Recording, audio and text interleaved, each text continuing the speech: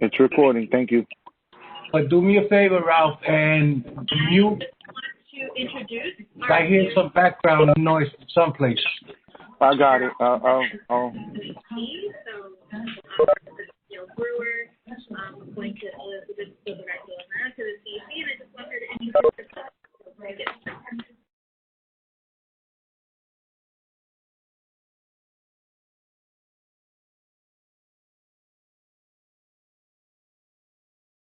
So I just muted everyone.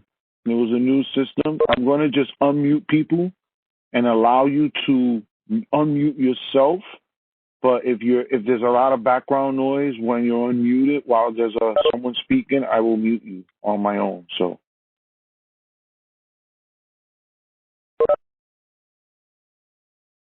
Okay, thank you. You muted me too. I know you're.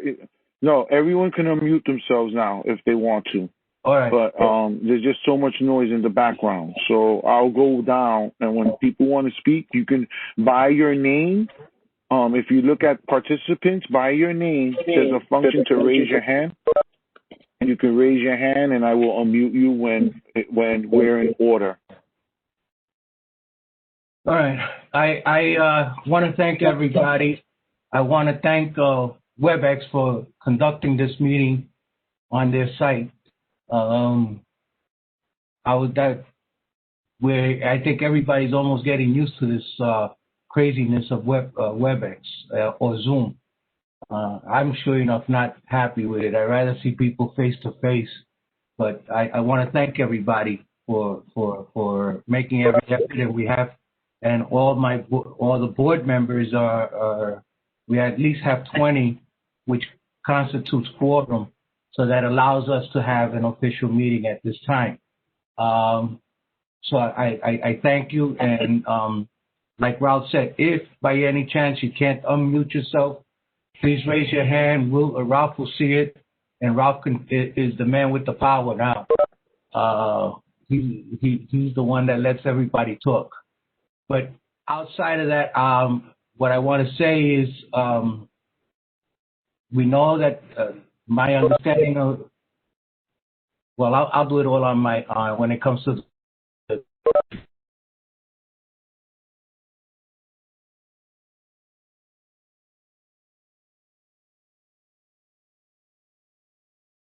Bobby, you still there?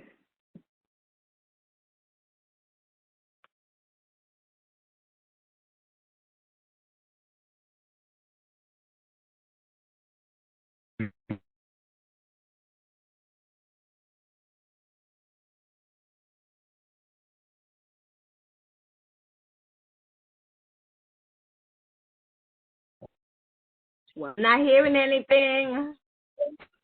Hello? One by one, they just lost their connection. Bobby lost his connection. Ralph lost his connection. Ralph is coming back on. Ralph is back on.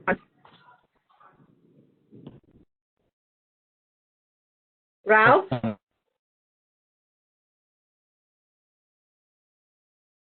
sorry about that. Yeah, Bobby, I don't continue. think Bobby. Yeah, Bobby has been. Is he back on? I don't think he's back on. Yeah, he's on. I can see him. Oh, okay, I can't see him. Okay. For now, so we can continue, and the meeting is still being recorded. So, okay, no problem. We can continue with this. So let's just go down. We have Cynthia. I sent her the request to unmute herself.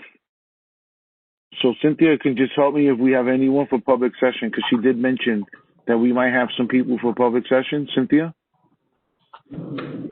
Lisa Soren wanted to speak, but I don't see her on. I'm not sure if she's on. So I'm going to unmute the callers, just in case any of the callers are.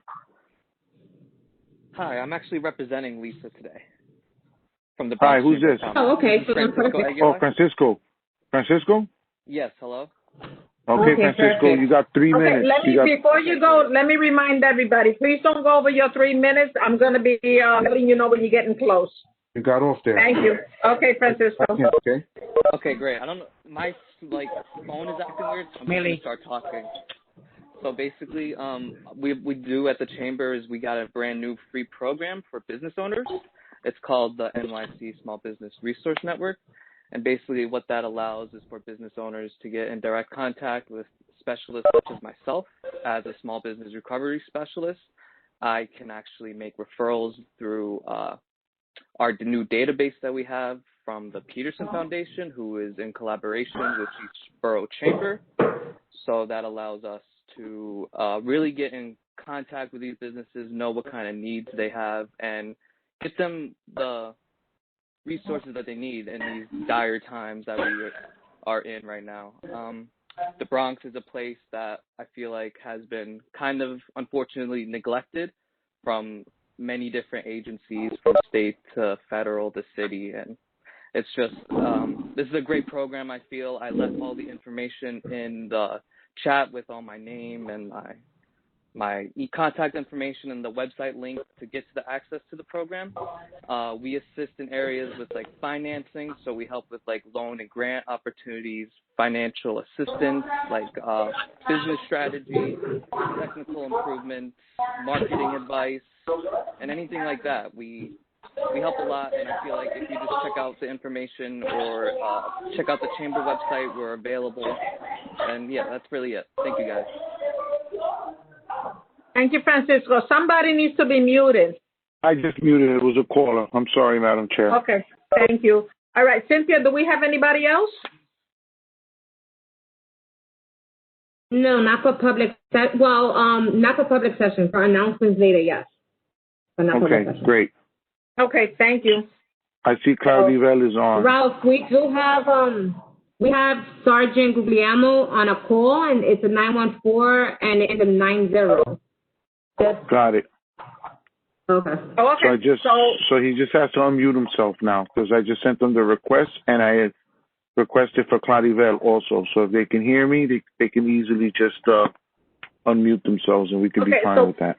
So we'll go into the commanding officer's report. We have 10 minutes. Good. Hi, how are you? Well. Hi, Claudivel. Can you hear us? Loud and clear. Ralph, can you hear me? Great. We can't hear you loud, but we could hear you. Go ahead. I'm here. Can you guys hear me? Yes, we could. Thank you, Sergeant. Okay. How you doing? Good evening, everybody. Good evening. So, Captain Shubham sends his regards. We're just going to go over the last 28-day period stats. So, basically, we're down in felony assaults. We're down 6% in burglaries. We're actually down 41% in grand larcenies, which is a credit to the patrol guys. They're doing a great job. Grand larcenies include the snatches that we get off the street. You know, people snatching cell phones out of their hands. I actually took a grand larceny the other day. If you have kids, please, I don't know why any parent would have their kids walking around the street with an iPad. I've taken 3 of these in the last week. But if you have children and they're under the age of, 18, they should not be walking on Southern Boulevard with an iPad in their hand. It's driving me insane. So tell them to play with their iPad when they get home. That being said, we're up a little bit in robberies. It's just this time of year. It's always the case this time of year. We have extra patrols on the street. We also had a shooting, and it was on November 15th in front of 741 Coster. A man by the name of Angel Colon. He fired a shot. We have his mugshot up and about. We know his whereabouts. We're just trying to get a look. We know where he hangs out. We're eventually going to put handcuffs on this guy. But that's pretty much it. Everything else is kind of status quo. We're keeping an eye on the bars and restaurants. We really haven't had any issues. Everybody's been pretty much in compliance with the governor's order, which is 10 p.m. to 5 a.m. That goes as well for the gyms. We have a few gyms out on Southern Boulevard. There's another one on Westchester Avenue, but everybody's been pretty much in compliance. That's pretty much it. And I don't know if anybody has any questions for me, or Ralph, you have any questions for me, or Bobby. Sergeant, I know it wasn't in your enforcement zone, but if there's any information that you can provide to the board and the community now about the so-called fight club that occurred last weekend when there was over 200 participants in the warehouse.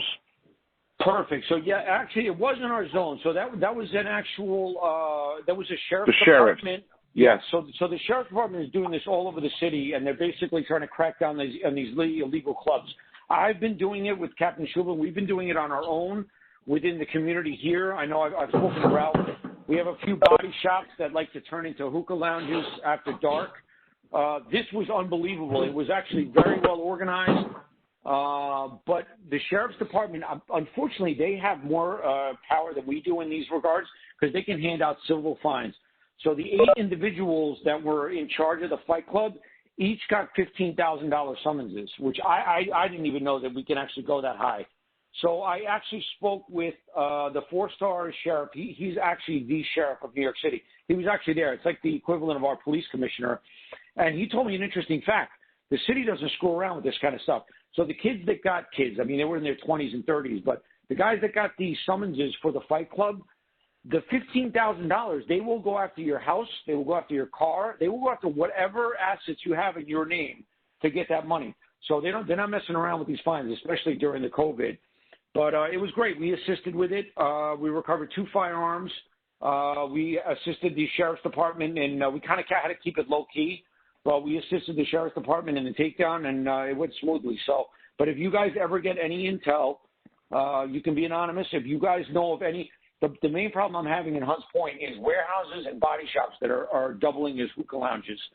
So if you guys get any intel, if you don't feel comfortable speaking to me, you can always, talk to Ralph or Bobby or anybody else. But if you could pass along the intel. But we're working on shutting down 2 different body shops right now that are operating kind of like hookah lounges on the weekends. So that's where we are with that. Okay. Thank you, Sergeant. I don't see no one's hand raised. I know that Chairman Crespo is back and Madam First Vice Chair. I don't know if there's anything else y'all want to. I just wanted to thank the chairman and thank Officer Sokola. The park is so much better and it's a lot quiet. I know winter is coming in, but I want to thank you for your efforts and I want to thank you for your support when it came to the park. So thank you. So, Sergeant, please send that over to Captain Shublin, because I know Captain Shublin was inquiring if Julia's ready. So Julia, just let us know when you want to get back. If anything else changes, I'm sure you can reach out to them. So Ralph, can I ask you a question? Thank you. Hold on. I have a hand raised. I have Brian Palenko. Brian, I just unmuted you. There you go, Brian. You have a question for the 4-1? Yeah.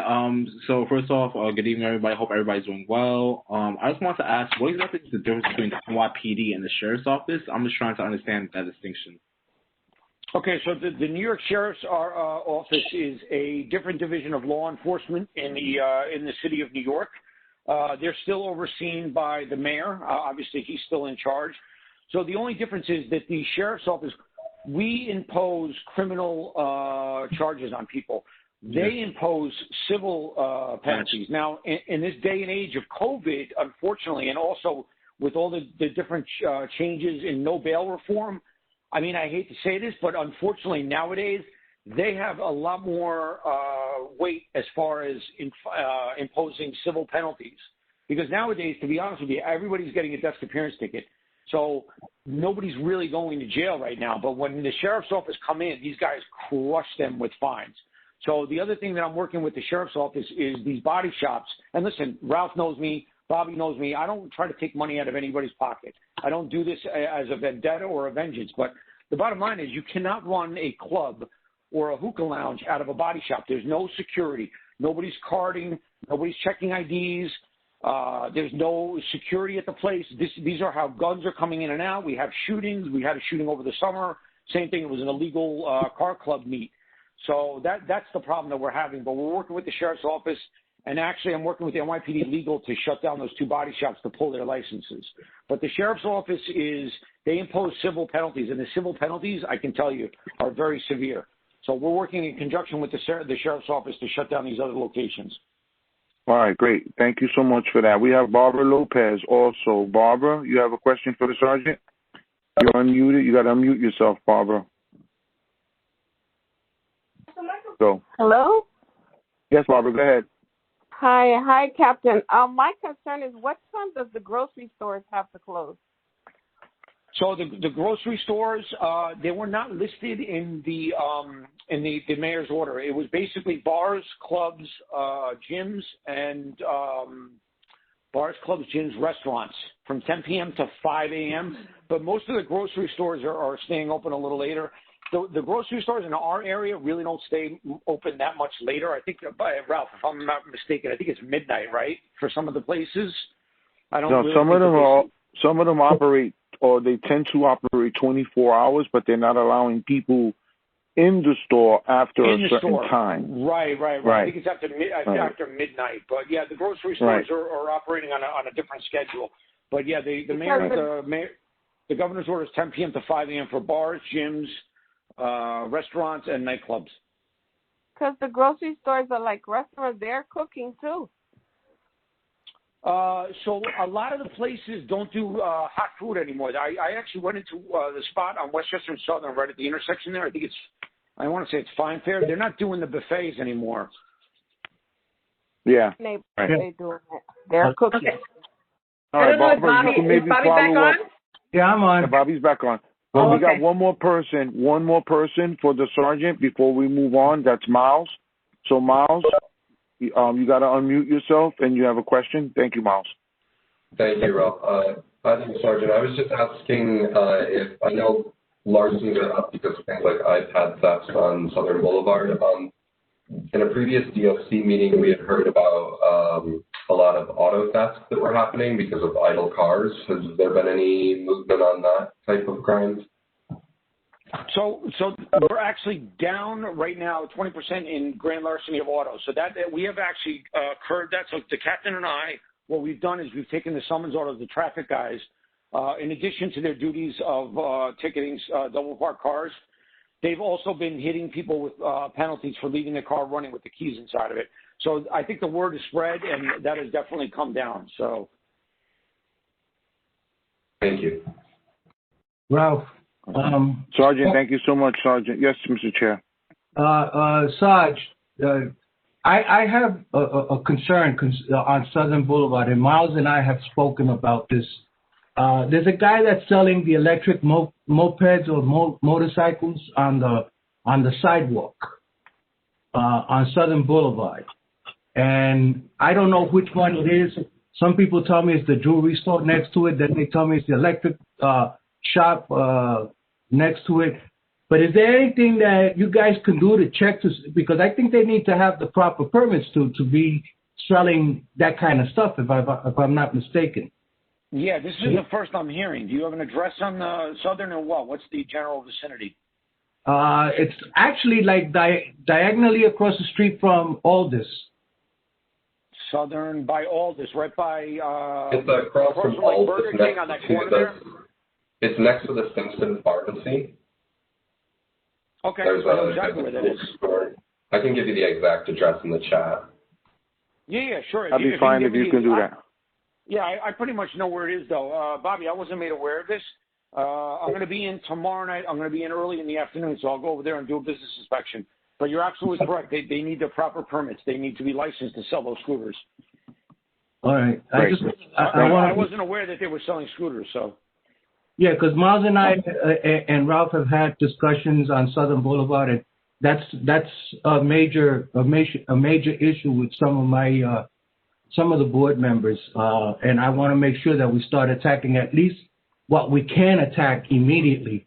And some of the research that I've done shows that they got to have permits for that. I don't believe that they do. They just, I think they have them stored in the back and they bring them out when they sell it. They bring out another one. So I don't know, what kind of permits they have if they do have it, but I like to make sure. I'll do a business inspection there tomorrow. What was that? It's 1007 Southern Boulevard. 1007 Southern Boulevard. I'll get on that tomorrow, Bobby. I'll do a business inspection there, and I'll keep you and Ralph apprised. Is it possible for Miles to be there when he does it, so that way there's no miscommunication with the store? And I really wouldn't want Miles to be there just yet, Okay. Let the sergeant go in there and do what he's got to do, because if they get crazy, I don't want Miles to, get hurt or anything like that. That's not, that's not positive relationships right now. All right, cool. Sarge, the only other concern I have, Sarge, now that we're getting close to the holidays, and even though they're saying that there's no money out there, people still going out to do some Christmas shopping and doing whatever shopping that they can do. And Southern Boulevard, Westchester, Simpson, between Simpson and Southern Boulevard is a crowded area. You got Chase Bank there. You got the employees from Urban Health all around there, and all of Southern Boulevard from 163 to Westchester. And there's going to be a lot of bump and grind and people getting pickpocketed and everything. Will PD give it any attention coming up now? Yeah, so we've already done that, actually. So Captain Schubert and I have taken NCO David, which is actually NCO David is Dupree and Feliz. Those are my hammers. Those are the two guys that basically helped me curb the activity in the park this summer. You can't miss them. They were the two big tall guys in the smart cars. But nice. We've increased patrols there. So I have two sectors there, NCO Charlie, NCO David, and they're doing directed patrols. They're working late at night. So they're going to be working there from like 4:30 p.m. all the way until midnight. And then my other guys will take over after midnight. But, the traffic starts to slow down. But we're definitely going to have NCO Charlie and NCO David. They're going to be up and down Southern and Westchester all along the business district, and Southern all the way down to 149th Street. Yeah, I appreciate that, but like Southern Boulevard, the big, I'm just worried that during the course of the day, when the stores are open and people is shopping, I don't know how much shopping is going to go on, but just in case, I would like to make sure that during the day there's also coverage there. And this way, people could feel a little safer going on to such. Absolutely. So we're working on that now, and I have good news to report. Now that the election is over, it seems like the craziness has died down. So we're not sending all of our personnel down to Manhattan and to Brooklyn to all these protests that we were sending. We were losing a lot of personnel. We were losing literally like 30% of the command every day to the protests. So what we're going to do is we're going to implement the smart cars on Southern Boulevard in the daytime as well. So the captain and I literally just had a meeting about this yesterday. Okay, thank you. We're definitely going to have a couple of smart cars in the daytime, and then at night I want my guys in cars only because it's easier for them to get around. It's safer. Sure. But in the daytime we're definitely going to have some smart cars up and down Southern Boulevard. Will they be working? To alleviate the double parking. Yeah, but will they be working? That was something that was brought up. Yeah, but will they? The guys that are in the smart cars, will they? I guess they're going to be working in uniform, not in plain clothes. Yeah, no. Our guys don't do plain clothes anymore. They pretty much, the commissioner and the mayor's office, they pretty much disbanded the plain clothes unit. So every once in a while, I'll do an operation, but that's about it. I mean, there's really no more plain clothes. But yeah, they're definitely going to be in uniform and they'll be out there. They'll be visible. But the smart cars, I want the guys walking around too. I don't want them just driving around. Yeah. Okay. All right. Thank you. Okay, thank you, Sergeant. And please stay safe. Sokola, please stay safe and keep in touch, and we'll certainly follow up if we need to. So. Thank you. Have a good night, guys. Good night. All right, take care. Thank you. Happy Thanksgiving, guys. Happy Thanksgiving. Happy Thanksgiving, guys. Happy Thanksgiving. So next on the following the agenda, we just finished the whole entire public session, and now we're going into the business section, which is just for board members. And we'll start off with roll call. So I know that Madam Secretary Guillen is on. And board members, you can unmute yourself when she calls your name for roll call. So please pay attention. Hi, everybody. Good evening, everybody. When you hear your name, please come off of mute and you know that you're here. Elvis Austin Jr. Here. Evelyn Arauz. Here. Love Bensecourt. Miles Burnett. Luis Castillo. Miles is here. Miles is here. He was just on the phone. So. Luis Castillo. Paula Fios Conyers. Is she here? Stephanie Cordero. Here. Robert Crespo. I think I'm here. Altagracia Cruz. Cruz. Julia. Cruz is here. Julia Cruz is here. Got you, Julia. Sandra de Jesus. Here. Kevin Sandra's Ellison. here. I heard Sandra. Kevin? Kevin Austin? Kevin Ellison. Ellison, I mean. I'm sorry. Okay. Ferguson. Tanya's here because I changed her name. Yeah. I'm here. Tanya's here. Thank you, Tanya. Pascual Gomez. He's on the call. Okay. Pasquale is here. Shatoria McCoy. Greg. He's here? Here. Here. Yep. Alexandra Guadalupe. Present. Hold on. Me, I'm here. Essie Harris. Shaquan Hunt. Shaquan was on. I saw Shaquan. Yeah, I saw him earlier. Okay. Jennifer Kelvin. Here. It's Kelman. I'm sorry. I have to Kelman. fix that. Jeffrey Korn. LaShawn Lindsay. Here. Talia Simone Lindquist. She's on the call too. Gotcha. She's still here. Yeah, Talia's here. Yeah, I had her earlier. Barbara Lopez. Still here. Roland Lopez. Yeah. She's on the call. Roland's here. Gotcha. Nicholas Mario. He's 6. Okay. Sorry, Nicholas. Luis Marrero. Right here. Cedric McClester. Monique Minnis. Monique She's is here. here. Reverend Moses. He was on the call like a few seconds ago. He was just here. Yeah. That's fine. Lynette Olmo. Maggie Ortiz. I'm here. Here. Gary Robinson. Here. Sylvia Sanchez. Who just said here? Harry. That was Harry. Harry. Sylvia Sanchez. Richard Sherman. Here. Beyonce Taveras. He's not She's here not today. here. Maria Torres. She's not here. She's not here. Mary called out. Bruton. Not here. John Utu. Yeah. All right. Mr. Chairman, we have quorum. We have right now 27 members present. Thank you. Thank you very much.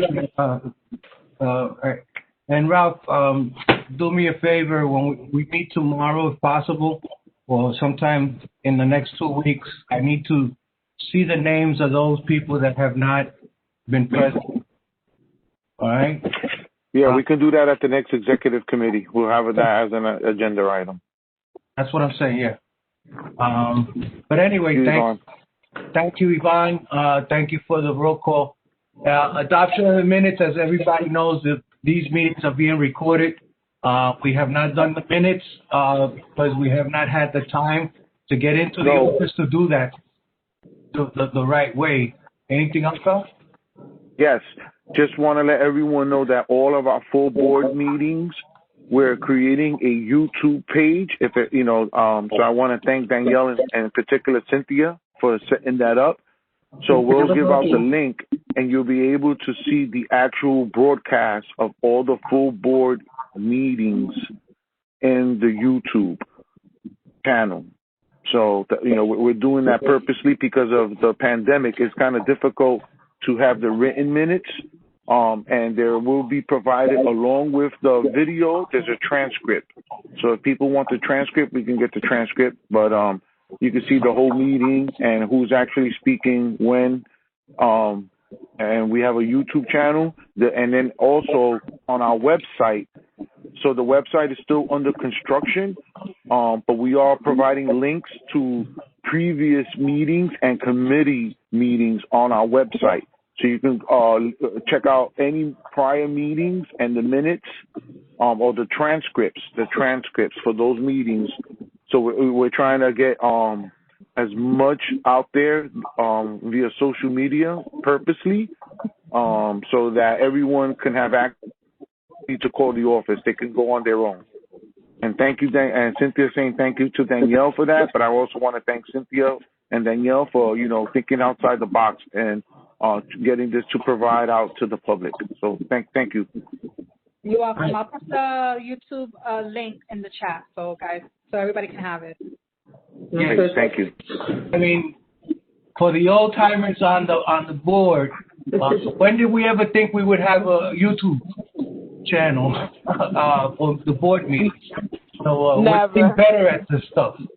So, but I personally want to thank Cynthia, Danielle, and definitely Ralph, who Cynthia's constantly keeping me on my toes with all the emails, and Danielle and Ralph is calling me on all issues and meetings that are going on. So I want to thank all three of them on this venture that we're on now with this with the cameras and everything. So thank you, everybody. You're welcome. So in the minutes, if you want to go to any of the board meetings and you want to review the minutes and you think that's something, you got everything there, and from what I understand from Ralph.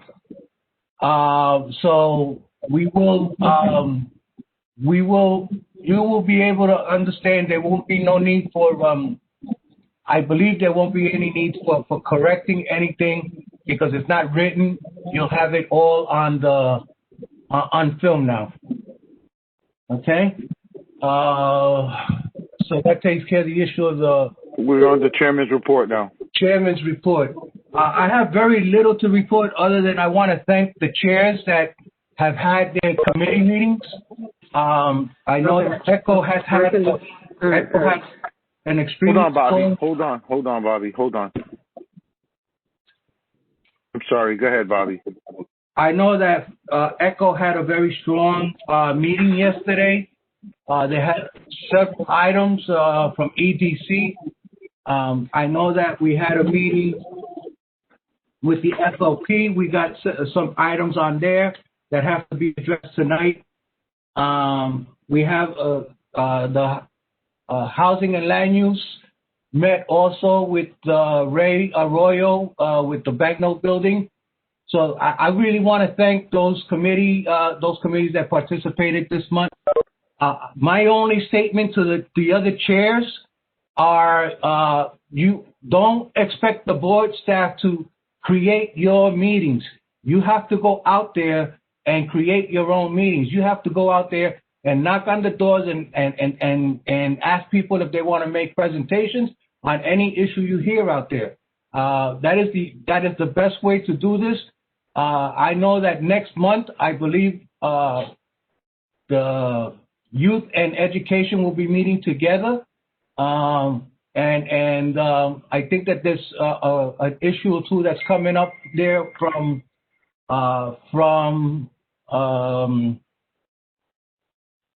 the Board of Education. So I think it'll work on both sides. It's something that we'll be working on both sides.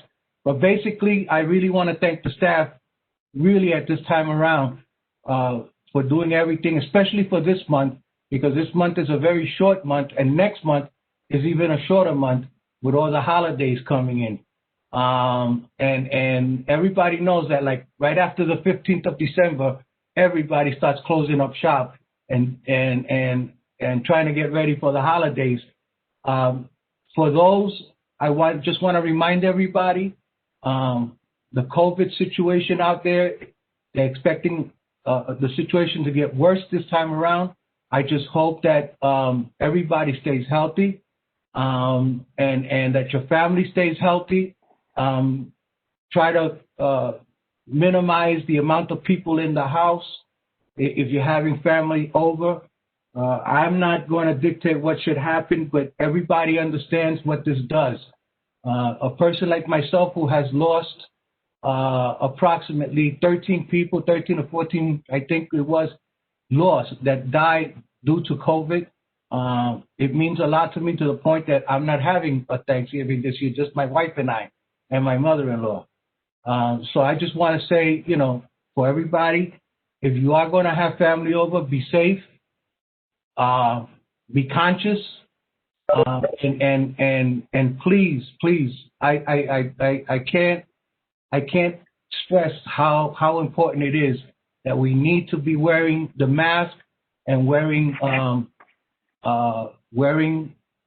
cleaning our hands and disinfecting our hands and trying to stay as far away, staying that 6 feet distance from everybody. The only other thing that I want to tell anybody is that I'll leave it on the new announcements, and I'll let Miles do the announcement on that, the coat giveaway from the bid. So I'll let Miles do that since he's the executive director of the bid. Other than that, that's my report for tonight. Okay, thank you, Mr. Chair. So we'll go right into the district manager's report, and I'll be as brief as possible. Good evening, everyone. Thank you for your patience also with this WebEx. I know at times it could be difficult for even people that feel that they can manipulate social media and these virtual Zoom, WebEx, Microsoft Teams, all these different platforms. So I just thank you for your patience, and it's good to see people getting more familiarized with it. I did mention about the Fight Club. We did discuss that with the 4-1. We just talked about the bid, so there was a couple of things going on, and I'm happy that Miles and Chairman Crespo are working together in moving forward and trying to get some things done at the bid, and I will leave that alone because the bid has their own meetings, so if people have any questions, they should follow up with the bid themselves. I do want to talk very briefly about the Baldo event that we're having this weekend. We have our turkey is sponsored by the board and Baldo and the council member, and it's being hosted at the Point. It's Saturday the 21st. It starts at 10, but we advise people to get there as early as possible. We'll be giving out a little over 600 turkeys along with a basket of food, which consists of all the trimmings that people would need for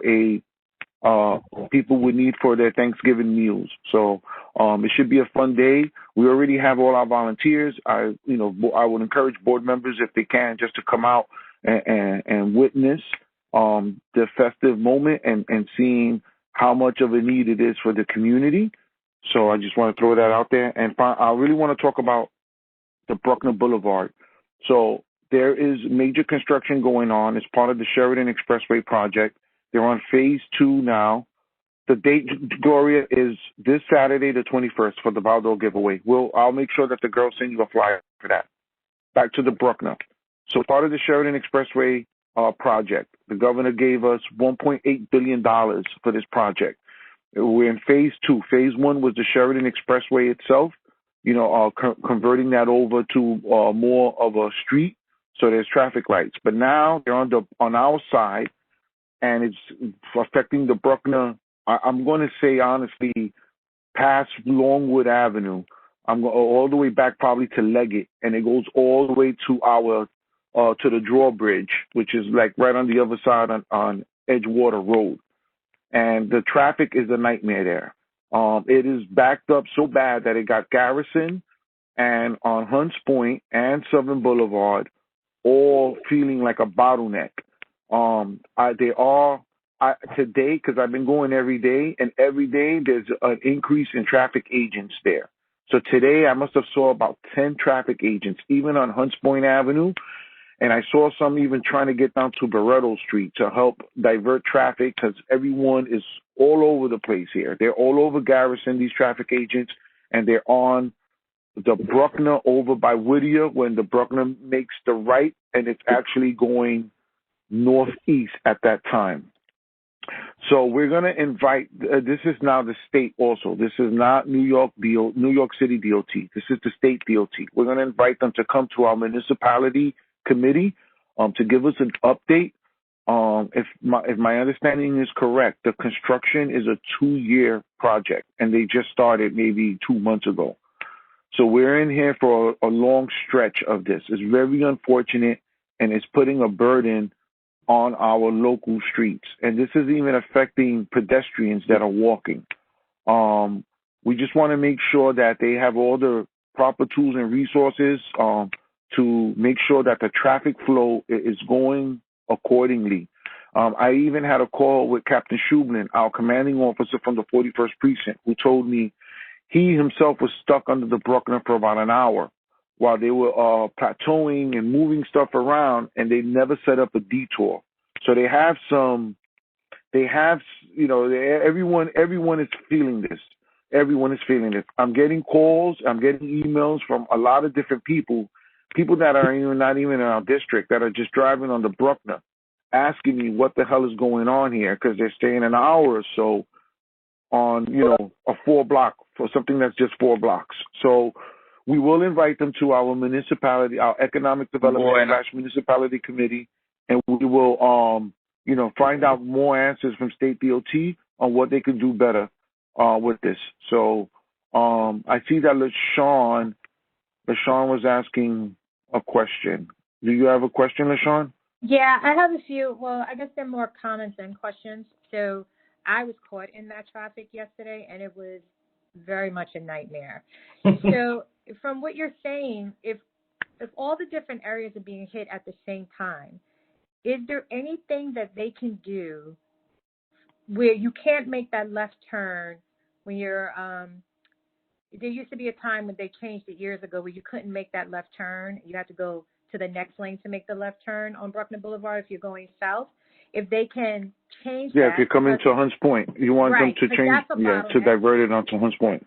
Right. So if they can change that with the traffic agents while they're doing this project, and also if they can maybe come up with a way to divert the traffic with all the trucks, because it's not just traffic, right? You have MTAs, school buses, you have regular, people like myself going in and out, and then all the people who are visiting the area to shop or whatever, visit family, all at one time. And obviously there are times in the day where we're going to have more traffic than not, even though the schools are closed.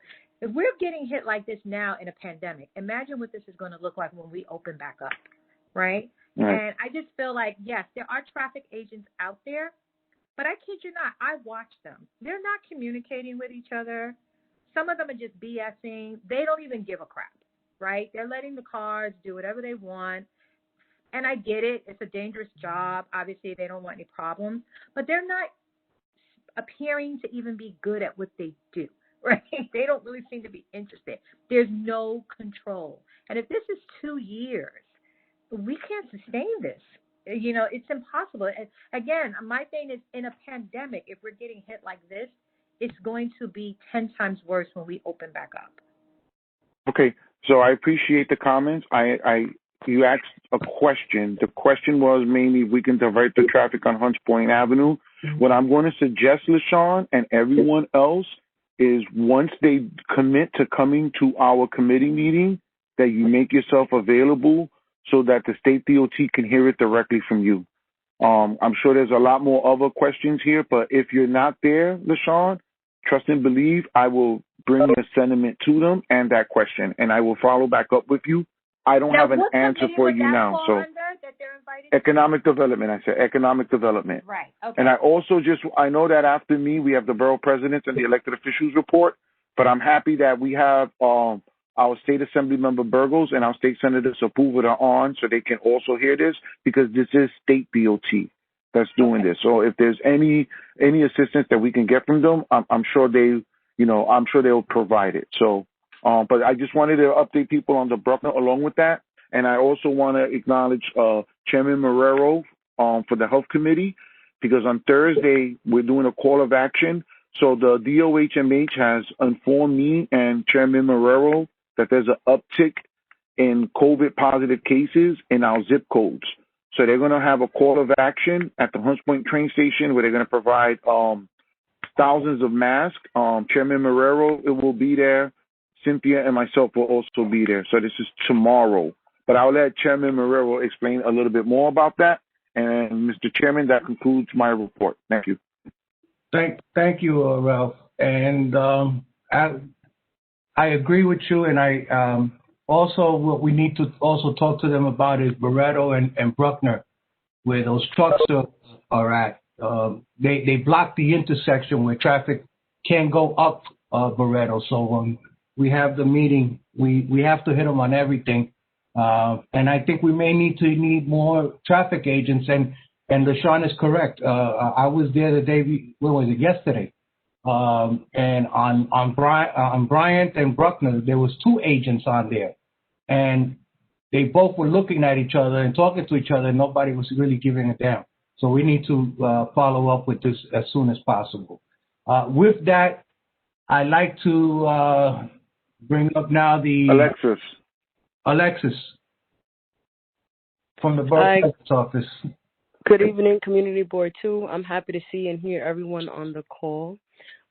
First, I want to say happy Thanksgiving because it's coming up and I know we won't be able to speak. Other than that, the only update that I have is for any new board members who has received the EO policy, please read the document and sign the attached certification form and return it to me either by email or by regular mail. I'm going to enter that in the chat for you. And that's all. Thank you. Thank you, Alexis. Thank you.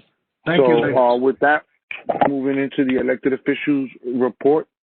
And I don't see anyone from the mayor's office on. Suri Miranda. We just had the borough president's report. So we'll go right into State Senator Sepulveda, who's been, along with Assemblymember Burgos, very patiently here waiting. So thank you, Senator Sepulveda. Thank you, Ralph. I can take this off, not that no one's here. Thank you. I'm really grateful for the work that you and Bobby and the rest of the board are doing in this area. It certainly makes my life easier as an elected official. So thank you for the great work that you guys are doing. And I also want to wish everybody a safe and happy Thanksgiving. Look, some of the comments that you and Bobby made are going to shorten what I'm going to say. Certainly, I track the zip codes for the rising COVID cases in our communities. And, I'm getting a little scared about what I've been seeing. For the last few weeks, I have been going out throughout the entire county giving out face coverings and PPEs throughout the entire Bronx. And I've been getting by the numbers that I'm seeing. So please, I know we've talked about vaccines that are anywhere between 90 and 95% efficacy rate, but we are not under any stretch of the imagination out of this. You need to continue to be careful. If not, you may lose your life or a family member's life or a friend's life. So please continue to wear your face mask. Today we are exhausted. We went to 11 locations in my district to give out turkeys. We gave out hundreds and hundreds of turkeys, so much so that I think I'm starting to grow feathers. But it was, it's wonderful to go out to the community. 11 different locations, including NYCHA developments, senior houses, and a lot of area where there's a need, where there's food insecurity. We went to all those areas. We're going to continue this journey tomorrow. We're going to hit about another 7 or 8 more locations. And Saturday, we also have events throughout the district. I know you guys are having your one with Baldor, but we're going to be giving out throughout the weekend as well. If anybody doesn't have a chance to get there, they can call my office at 718-991-3161, or they can email us at team@senatorsepulveda.com. And if anyone has a need for a turkey, please give us a call. We'd like to accommodate you if possible. Our goal, we set our goal, we're going to give out about close to 2,000 turkeys between now and Monday. Not only turkeys, but turkey vouchers. So we're getting close to halfway there. So we still have some turkeys left. We have some vouchers left. So again, if anybody needs, please give us a call. I'm sorry, do they have to be in the district? Do they have to live in the district to call for a turkey? No, they don't have to live in the district. Mm-hmm. So, we're here to help everyone, even if they don't live in the district. Certainly not, you don't have to live in my Senate district in order for me to help, but we're here to help. Our office continues to service the community. We either online or otherwise, we get 30 to 50 people calling in a day for help, and we provide a multitude of services. Some of the things that we're really preparing for is the potential for mass housing evictions, apartment evictions coming up. We want to make sure that we're in a position to defend people who are concerned about either losing their apartments We also want to help people that may lose it because of evictions. So we're preparing in the future to help out. So anybody needs help with those issues, they can give us a call. We'd be happy to help. Look, again, we're here to assist. Thanksgiving's coming. You can stay home, stay home. I know it's a difficult time. This is one of the more difficult times to stay away from our loved ones. I haven't seen my father, who has Alzheimer's and dementia, in quite some time, and it breaks my heart not to be able to give him a hug. But under the circumstances, I know that with all the activity that I engage in, the potential for me to bring him COVID at the age of 86 can be fatal. So it's going to be very difficult, but we have to do the best that we can to protect our community. So thank you, everybody. God bless everyone, and please stay safe. Thank you, Senator. Thank you for your words, and thank you for the turkeys you're giving out. I now I know that I got the assemblyman on also, but it's my understanding that the councilman is on also. The councilman's on. I know that he has to go to something on Zoom. So can I, with all due pardons, I would ask the assemblyman to please let me have the councilman speak first, and then you'll be next. Go ahead, Councilman. Good evening. Can you hear me? Yes, sir. Thank you, Chair Crespo and District Manager Ralph Acevedo and the board. I'm excited to be here today. I will be brief. I heard, what the state senator was stating, and just to reiterate, public schools are closed starting tomorrow. The COVID cases are increasing. And it's important that we encourage individuals to continue social distancing, and please continue to wear your face mask. That's really how we're going to fight COVID. Just to talk on some of the work that we've been doing, and I'll briefly point out, if you follow me on social media, please, we're on Facebook and on Twitter and on Instagram. I've started my annual turkey drive, and in this week alone, I am going to distribute 3,500 turkeys throughout the entire district and the borough of the Bronx. And so far, in 3 days, on Monday, Tuesday, and today, I have given out 1,500 turkeys to residents in the district. And I'm looking forward to on Saturday's event, where we're going to partner with Baldors, and we're going to give out an additional 700 turkeys. And on top of that, we're going to give out 700 bags of food so you can have a full meal for Thanksgiving. This is extremely special to me because given the fact that the governor has put out restrictions asking families to have no more than 10 individuals at their household, to be quite frank, our community, I represent a very poor community. And honestly, many individuals in our communities cannot afford a turkey and put together a Thanksgiving meal. So we go to our abuela's house, to our cousin's house, to our friend's house to celebrate. And with the governor's restrictions, we may not get an invite, right? I can't go. I may not be able to go to my cousin's house now, or I may not want my wife's family to come to my house, right? Because of COVID, because of COVID restrictions. So, and I know I'm making light of it as a joke, and my wife is really upset about it. But the reality is that this is real. And so we want to ensure, I want to ensure that every family member can celebrate Thanksgiving, and those individuals that cannot afford it, well, I want to make sure that you have a turkey and you have the means necessary to put a meal together. And so I recommend that you follow me on Instagram, follow me on social media, on Facebook, and on Twitter. We are providing turkeys, not just to my district, but to the entire borough of the Bronx. So I just want to make it clear that I am here to assist you. Last week I held a pet food giveaway. As in the beginning of April, we were giving out food twice a week. And I fed over 35,000 individuals since the beginning of April. What I've noticed as the good weather has come, that my constituents are coming with their pets, and I'm a pet lover. And so we partner with Common Pantry, and last week we did a pet food giveaway where we have food for and we had treats for cats and dogs. And I have an enormous amount of dog food in my office. And so if you know of anyone that needs dog food, I'm here to give you that dog food. And just follow us because after this Thanksgiving festivities, we're going to have events where we're going to be providing dog food. And for all you cat lovers, I'm trying to secure more cat food so that we can give it out to residents in the district.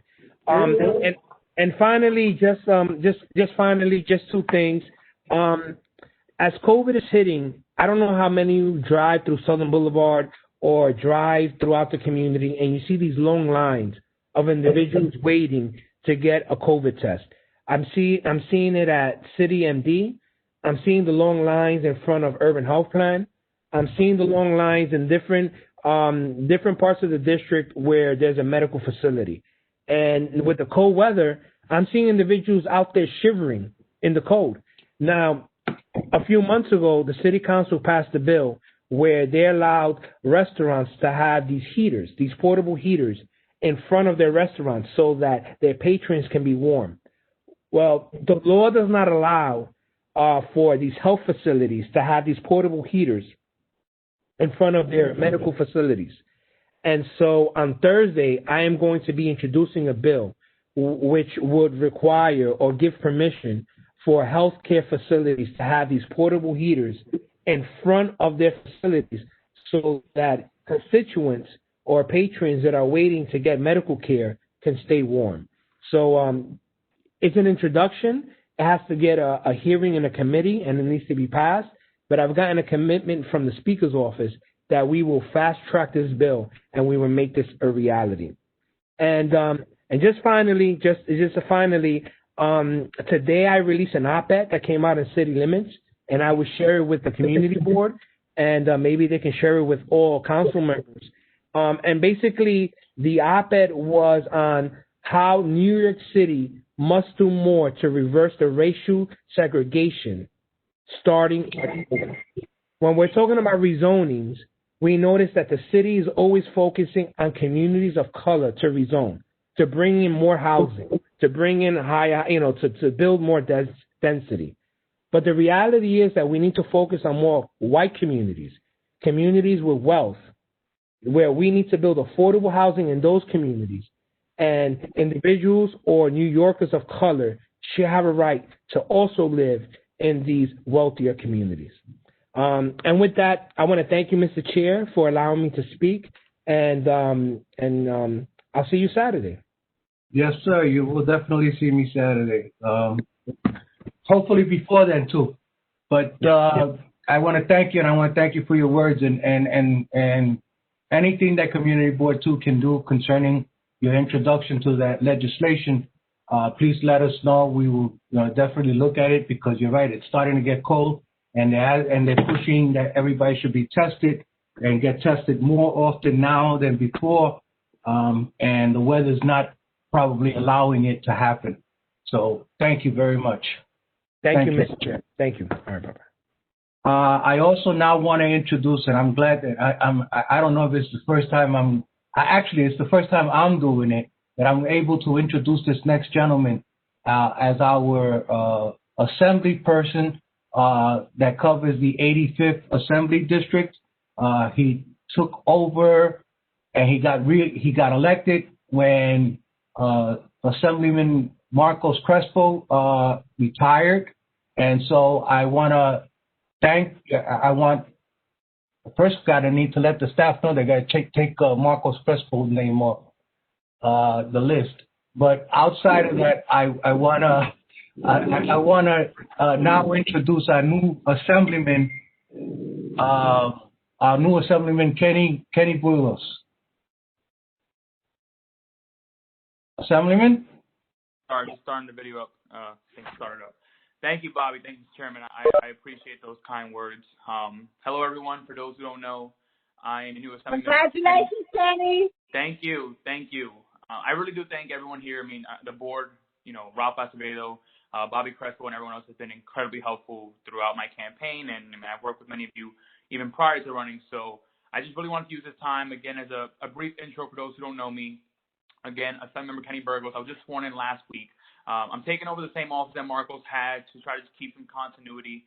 And I'm listening to the issues as always, so I'll keep my ears to the ground on the issue with the highway over on Bruckner, because I know that's a big issue that we're having recently. But again, just wanted to keep this very short. I know we have a lot more on the meeting. I did also want to yield some time, if possible, Mr. Chairman, to my Chief of Staff, Malik Wright, who's going to help me through this process, who's going to help me be great for our community up in Albany. I wanted to introduce him. So if I could, with your permission, I want to give just about a minute or so to my Chief of Staff, Malik Wright, who's also on the call. Most definitely. Thank you. Mr. Wright? Hey, how's everyone doing? I defer to Kenny on everything he says.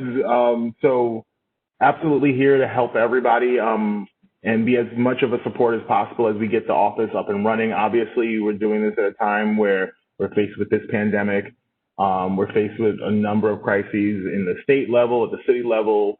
So anything that this office can do, the assembly member can do to support the community, just let us know. Reach out to us. Email us. I don't have an assembly email yet, but when I do, I'll share it. But I'll also share my personal email now if you need it. So call our office, email us. We want to be here and be helpful for you. The assembly member, I don't know if he mentions it, but we are doing a turkey giveaway this Friday in the office. So those who looking forward to having turkeys, and obviously again those who can't be around their families and during this trying time, come by, pick up a turkey, something for you to have it take home. So we're doing that Friday from 1 to 3 here at 1163 Manor Avenue. So please stop by, and I think that's it. And again, I'll see you in future meetings over the next however long we're here. Thank you, Mr. Wright. And I believe our district manager, Mr. Acevedo, Rafael Acevedo. I think you should know Cynthia also, and Danielle, because they're the ones that run the office on a daily basis. So Ralph and I met today. Oh, okay. Yeah. But you'll be working a lot more with them, and they'll get to know you better, and hopefully we'll make a great team. For sure. All right? Thank you. Thank you. Ralph, we don't have anybody from Senator Biaggi's office. No, right? Nor Arroyo's office. So we have to change a couple of things here. Yes. So we have a new assembly member elect for the 84th. And we have a new assembly, and we have obviously Burgos is the 85th, Assembly Member Burgos, and we have a new assembly member for the 79th. But I think we do have a rep from Michael Blake's office on the phone, on the call here. There was someone from Michael Blake's office. Hey. Yes, thank you. Hey, Jazz Udate, thank you so much. Thank you, Jazz. Sure. So thank you so much. My name is Jazz Duarte. I'm actually the Deputy Chief of the Staff for Assembly Member Michael Blake. As you know, this is basically our last month in the office. Well, November and December, we just start wrapping things up. But again, since the holidays are approaching, we're still planning to our turkey distribution on Tuesday. And we also are doing a produce market Thursday, tomorrow at 12 noon at Andrew Jackson. Andrew Jackson houses, that's between 165 and 765 and 785 Cortland Avenue. It's going to be in the courtyard, so we want to invite everyone that would like to stop by to get vegetables and fruit over there. We're going to be there until probably 3. I can put the information on the chat. And of course, we are planning on the holidays too, even though we are not planning to do big events as we used to do in the past, because, we are trying to avoid the crowd and people line it up. We're still doing something. We are still been doing distribution and a specific time at the office. So if any organization or anyone is looking for a toy or a toy key, please feel free to put your information or send me like your information through private chat so we can put you down on the list. And that's pretty much. I thought the like Assemblywoman Chantal was on, but I don't see her anymore. But yeah, thank you, everyone. Oh, I don't know. Chantel was on. I'm sorry. I see her, but I'm not sure. She probably jumped off. Oh, okay. Okay. Well, thank you, Jazz. Thank you. Thank you. Thank you very much, Jazz. Next speaker. So we need to update a couple of things here, and it's actually. Go ahead, Ralph. I'm sorry. Go. No, we just need to update this list because I just also it's good for people to see that we do have a bunch of new electeds. We have 3 new elected assembly members, and we have a new elected congressman that represents our district. So, the congressman is Richie Torres. I know Richie had attended a meeting prior already, but we'll be updating this very shortly. Actually, once they all get sworn in. So. We got Jesse Harris on the phone. Thank you, Jesse. Yes. There's no one from the controller's office. Is there anyone? Yes, I know that Mariel. And Mariel. Yes. Hi, everyone. This is Mariel de la Cruz. I am the Bronx Borough Director for New York City Comptroller Scott Stringer. I'm going to mention 2 quick things. On the line, we also have our Director of Constituent Services, Anderson Ortiz. So I'll give 2 short presentations because I know that we are timed and y'all take that very seriously. The first one is that I know that I sent it around to Community Board 2, but we have a survey that we've been passing around that talks about the combination between work life, COVID, children, and everything else. So what we're trying to gather is information from folks in the community to see how it is that their jobs are working with them when people are working from home. Especially if people have office jobs and children are also learning at home, it can become a little difficult. So I will put that information down. The goal is to get as many people from New York City as possible and people that are in diverse situations in their lives. So that's one piece that we want to talk about. Also, our office has taken education very seriously. One of the things that we have been doing is ensuring that the Board of Ed takes a look at the students and how they're learning. We want to make sure that folks of color and people in poverty have an opportunity to learn. So we want to prioritize more shelters to be wired with Wi-Fi this winter. We know there's a lot of homeless students. They have a lot of disadvantages, and we don't want remote learning to continue to be one of them. Make sure shelter providers have wired their buildings and learn from previous experiences, and making sure that there is Wi-Fi for all folks that are in poverty to ensure that students have an opportunity to learn in the proper way. I also wanted to add as well, I'm going to try to join as many committee meetings as possible. I would also say, and I say this in every meeting, it would be great to continue to join Zoom meetings that are not necessarily just community board meetings to get a lay of the land and to make sure that we can represent you as best as possible. I know Anderson is in the community, but we wanted to make sure we have a complete understanding of what's going on, what's important, and also how we can be of assistance. But I will give it over to Anderson right now. If he's still on. Good evening. Good evening, Anderson. Long time no see. I'm always around.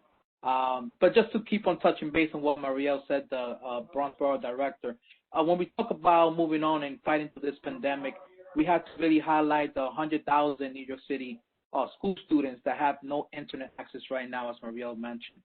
13,000 of them who are homeless.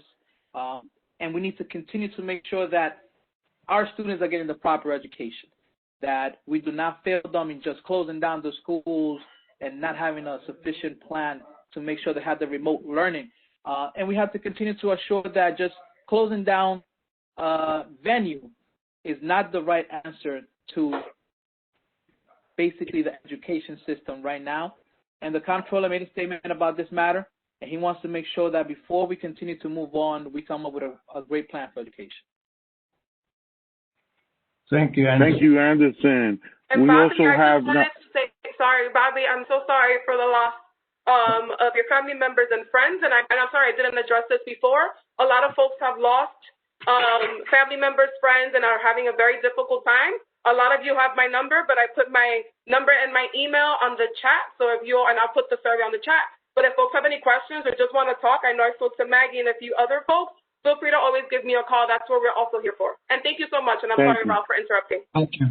That's okay, Mariel. That's okay. Thank you. Thank you, God Mariel. bless, and it's good hearing from you. Gloria Mr. Cruz. Chairman, we also, yes, Gloria Cruz is here. Yes. Gloria? One second. Let me put this on. Okay. I just want to wish everyone a great Thanksgiving. Not really anything to report. The council members have been giving out plenty of food and things like that going on in the community, trying to keep everyone up to date on everything that's happening. He has a very big Facebook following, so everything that you need to know, you can go to there. Most of my role is constituent services, so if anybody needs our help, I put everything in the chat. Everybody knows where to find me, and I would like to wish everyone a good Thanksgiving. Stay safe and healthy. Thank you. Thank you. Thank you, Gloria. Mr. Chairman, we also have from the State Controller's Office, Adrienne Felton. Ms. And I'm Felton, how sorry are you? if I'm saying her first name wrong. She's been on for quite some time. Let me just unmute her. There she goes. Thank you. Hi, everyone. And I'm from the New York State Attorney General's office. Andrews, I'm sorry about that. I said the State Controller by mistake. It's fine. So she's from representing Tish James here. Yes, I'm sorry. Right. So, guys, I don't have an actual report today. What I do have is me, letting you guys know, because we're getting some calls and people are kind of confused with how it's broken down in the office. So we are a regional office and we have 13 of them. And the office that represents the entire borough of the Bronx is actually in Upper Manhattan. So it's from anywhere from 86th Street in Manhattan up in the whole borough of the Bronx. So the person that represents you here is me. So I did put my contact information inside of the chat, including my desk number, my cell number, just to let you know. Right before COVID, we are in the Harlem Regional Office in the State Building. We had a huge, like a pipe burst. So the whole office was damaged and it was getting renovated, and then COVID came. So even though some people are going back to the office, we actually don't have one, and we're still working remotely. Okay, hold on. I don't know. Is someone talking to me? Hold on a second. Ralph, put yourself on mute. Ralph, we hear you. He's doing it up, but listen, I'm in a meeting. When my meeting is over, I'll call you, okay? Okay. I'm sorry. So I just wanted you guys to know who I am. I'm trying to make my rounds because I cover so many boards. But I did want you guys to just always put a face to the name and know that you are represented. My cell phone is on 24 hours a day, and that's not just some tagline, that's real.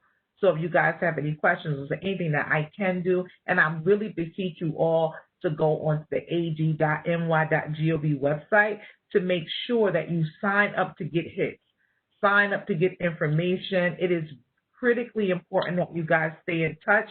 If you have any questions for me, please do. A lot of people don't know the difference between criminal and fraudulent cases. We're the fraud unit, especially if it's something systemically. And even if you're not clear on whether or not our office handles it, just shoot it to me. I did not put my email address. I'm sorry about that. I will add that information again, and I will also include my email address, and you guys can just send me any questions that you have. Don't be embarrassed or ashamed. Just call me. Thank you. Ms. Felton, please help me here. Pronounce your first name. Adrienne. It's like in Spanish. Adrienne. In Spanish. Gotcha. Thank you. Thank you so much, Adrienne. Thank you so much for that. No problem. Okay, moving on. So, Ralph, we don't have nobody from the congressman's office, correct? No. All right. And let me see. Department of Health? Anita's on. Hi, good evening. Hi, Anita. Hi, good evening. So I'm Anita Reyes. I'm the Executive Director at the Bureau of the Bronx Neighborhood Health of the Department of Health. And I'm here today to really let you know that, yes, we are very concerned because there is continued COVID transmission in our neighborhoods. And so as many of you have mentioned, the numbers are going up, and this information is on our website. 10459 and 10474, we've seen an increase. 10459, I think, is at 4.5% of the people have COVID. And so what that means is that people have to take precautions, right? And so we do know that it's a holiday, so we're asking people to please stay indoors, don't travel, but also not to gather. If you're thinking of doing a house event, we're saying do not, please. If you want to stop the spread, this is the way we're going to stop it. But it's also very important that you wear your face cover, like folks have mentioned before, remain 6 feet distance, and make sure that you're washing your hands all the time. We do have information online about COVID traveling restrictions. So right now we're telling people don't travel, but if you do travel, when you get back, you have to quarantine and you have to fill out a form. So all that information is online. I ask people, please read this information and get more information as you need it so that you can know what is happening in our community. I also want to invite everyone tomorrow at the 163rd and Hunts Point train station. We're going to be there. We're going to be giving out face coverings. We're also going to be giving out hand sanitizers and other things so that people know that it's very important for them to keep these recommendations that the city has put together.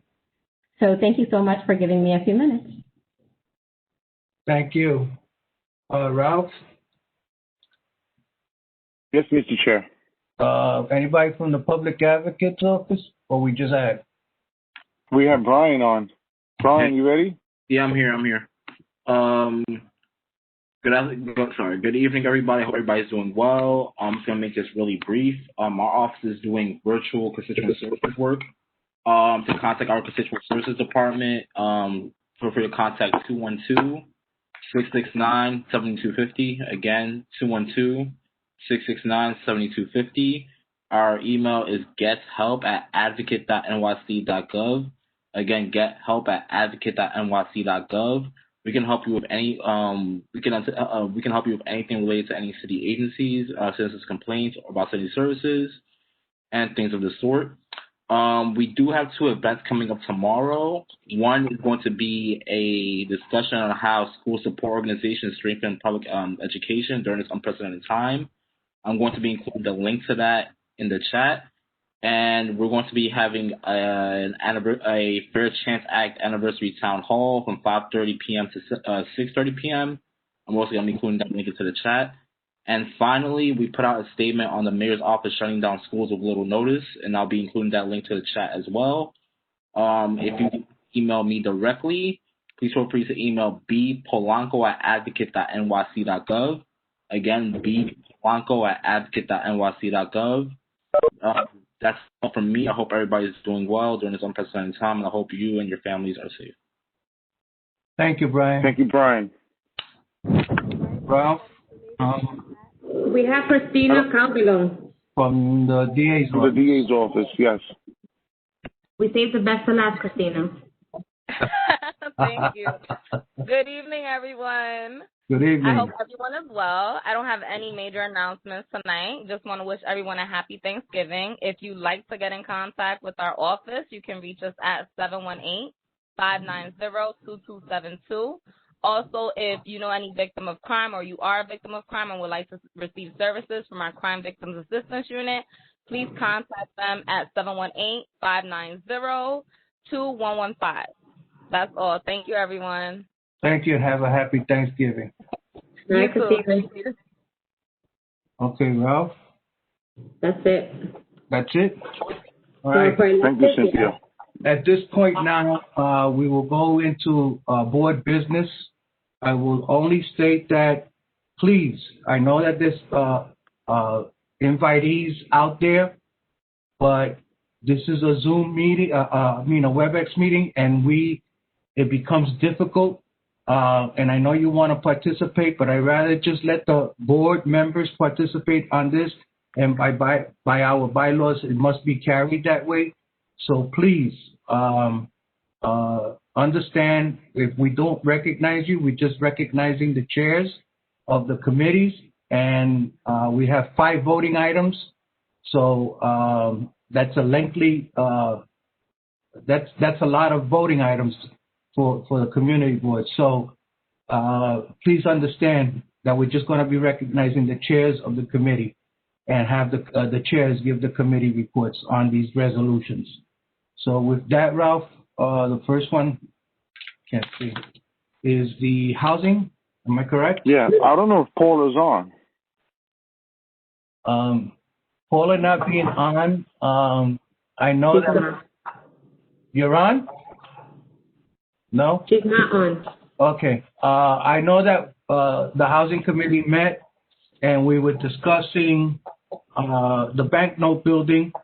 They have put in an application for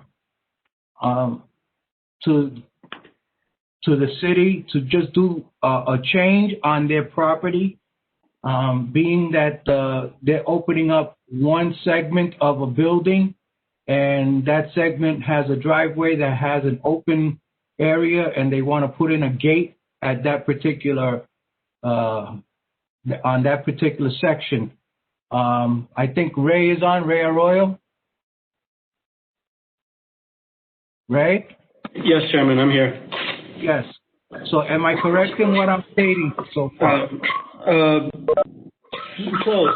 So we have a small 5,000 square foot building.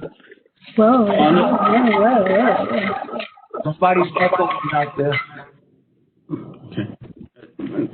So we have a small 5,000 square foot building on the property, the block that comprises a banknote. This is for the New York City Landmarks Commission. The building the entire property is a historical landmark. This small building really doesn't have a lot of historical significance, but it's been sitting there for over a decade with no improvements, and we're looking to improve the entire building and make it a viable office space and center for people with developmental disabilities. So we're asking a lot of support from the board, which we will present at our public hearing with Landmarks on December 8th. Now, Ray, is it a letter of support or a letter of objection to the renovation of property? I believe it's a letter of support. I can check. I don't know. I can verify that and get back to you. Because from what I see from my notes here, is the letter of no objection to the landmark for the renovations of windows, the garage opening, the HVAC unit, and ceiling. Yes. So those are the few items that the Landmarks feels that they want to keep some sort of historical integrity of. All right. And I understand that there was rough, clear it in my head. There was a committee on that meeting, right? Yes, at the housing committee it passed. It passed at the housing committee, and it passed unanimously. So, so that's all I need is the committee forwarded to the board for board vote. All I need is for somebody to second it, and then we then to proceed to a discussion or a vote on the issue. So do I hear a second to the motion? I second. Who's aye? I second.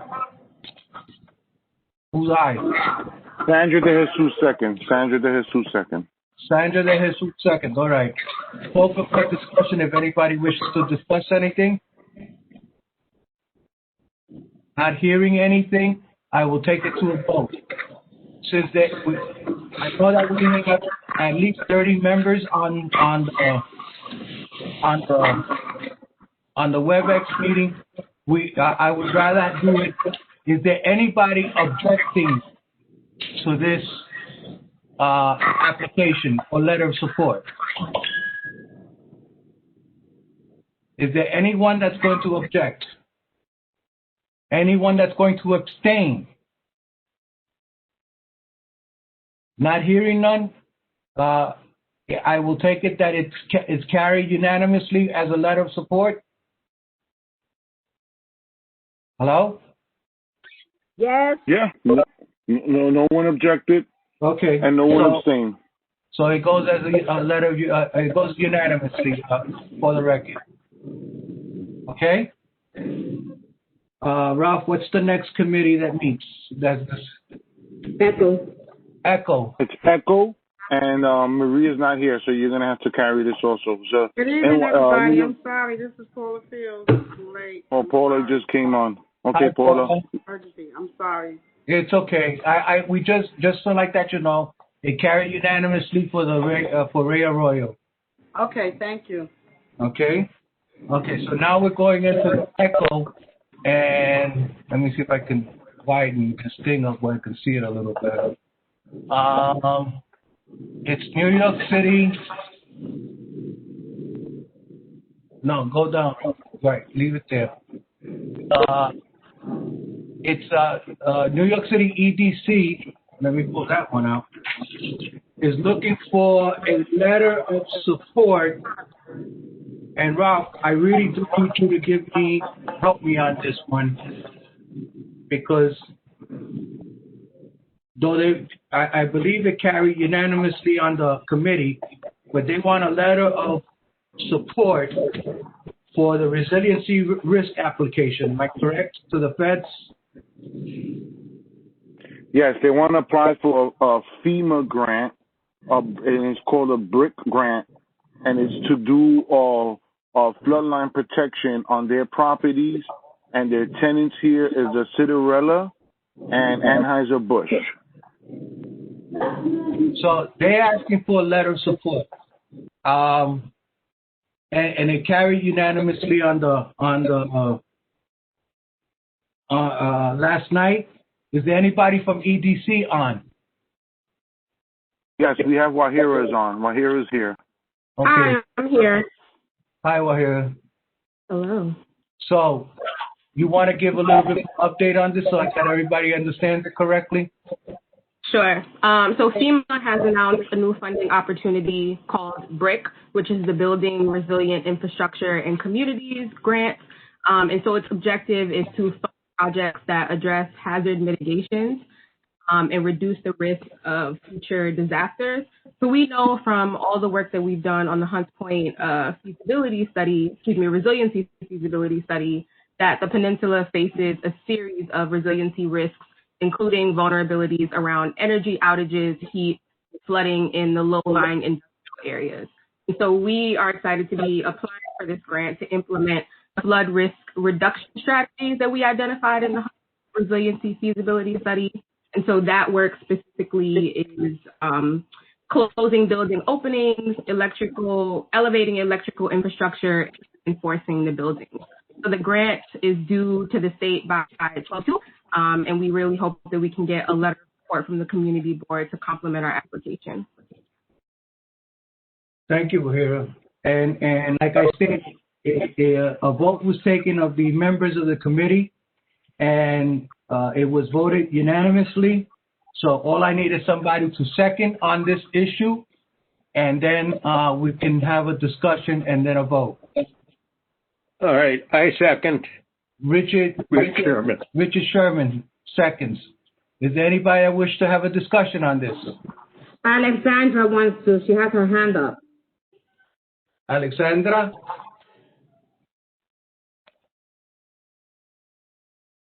Alexandra?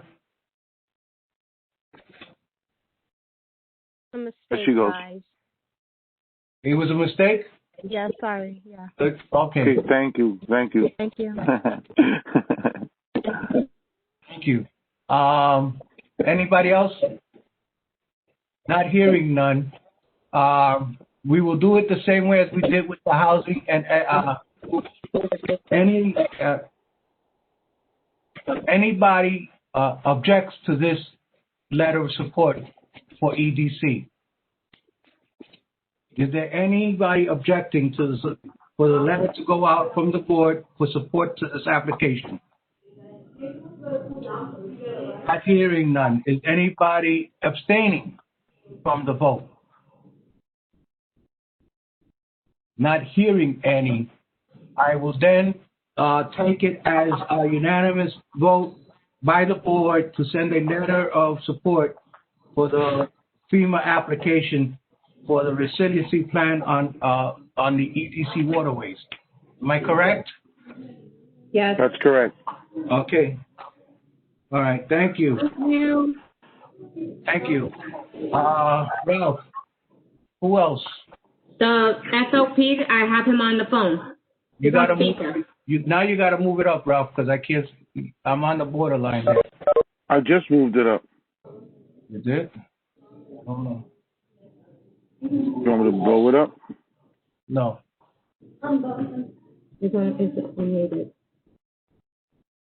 So we're here at the resolution number 1. Can you see it? No, I can't see it. That's why I'm saying. Can anybody see the resolution number 1? Okay, I got it now. The resolution number 1 from the FLP. I know that Reverend John was not available. He was ill. He wasn't feeling well. We excused him.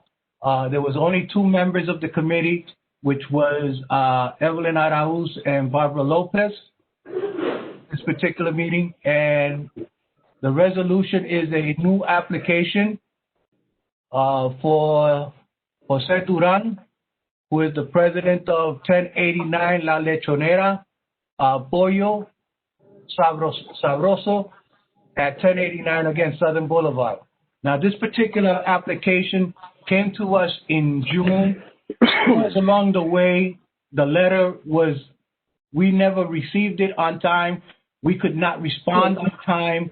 However, the committee felt we should still send a letter to the SLA, even though they have received their license, that they that we send a letter with the stipulations that were on there from before. This is a renewal, it's not a new application. Am I correct? It's actually a renewal because he has did it before. Yeah. So it's a renewal because they got it done as a new application here. It's a renewal, so he's got the stipulations, but we want to send a letter to the State Liquor Authority stating our concerns and stipulations that we are asking them to operate under the license. Their hours of operation is from 7 in the morning till 10 at night. They don't go any time past 10 o'clock at night during the weekdays or the weekends. Being that it was not unanimously passed at committee, I need a motion to approve and then a second on this. Is there anybody? Maggie. Maggie? Okay, Maggie. A second. Larry Robinson, seconded. We're going to do it again the same way. Bobby, can I ask you a question? Go ahead, Paula. You're asking for people to approve the letter to send with the stipulations to the New York State Liquor License Authority, right? Yes. Correct. Okay, thank you. Correct. Anybody else have a question? Anybody want to discuss it? Well, I just want to state that the NYPD also was at the meeting, and they have no issues with this particular establishment. And I just want to commend the owner for coming to the board, although he does have his license as a good partner. I think that's a good partnership that he's trying to establish by coming to us, even though he has his license. You're correct. You're correct on that, Paula. He does deserve a shout out for that. So, do I get a motion to accept the committee's request? Do I get a motion? Elvis Austin. Elvis. Motion. Elvis? Okay. Is there anybody that wants to second it? But Maggie already seconded it. Oh, I'm sorry. I'm sorry. Yeah, we have to vote on it because Larry and Maggie already seconded. Okay. So anybody that is opposing to this application, please state so now. Is there anybody opposing to this application? Is anybody abstaining from this application? Miles. Oh, Miles? Okay. Miles? Thank you, Miles. Thank you, Miles.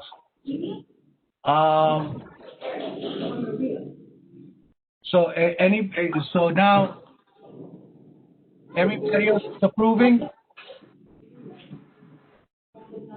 Is everybody else approving? Yes. Yeah. Okay. Thank you.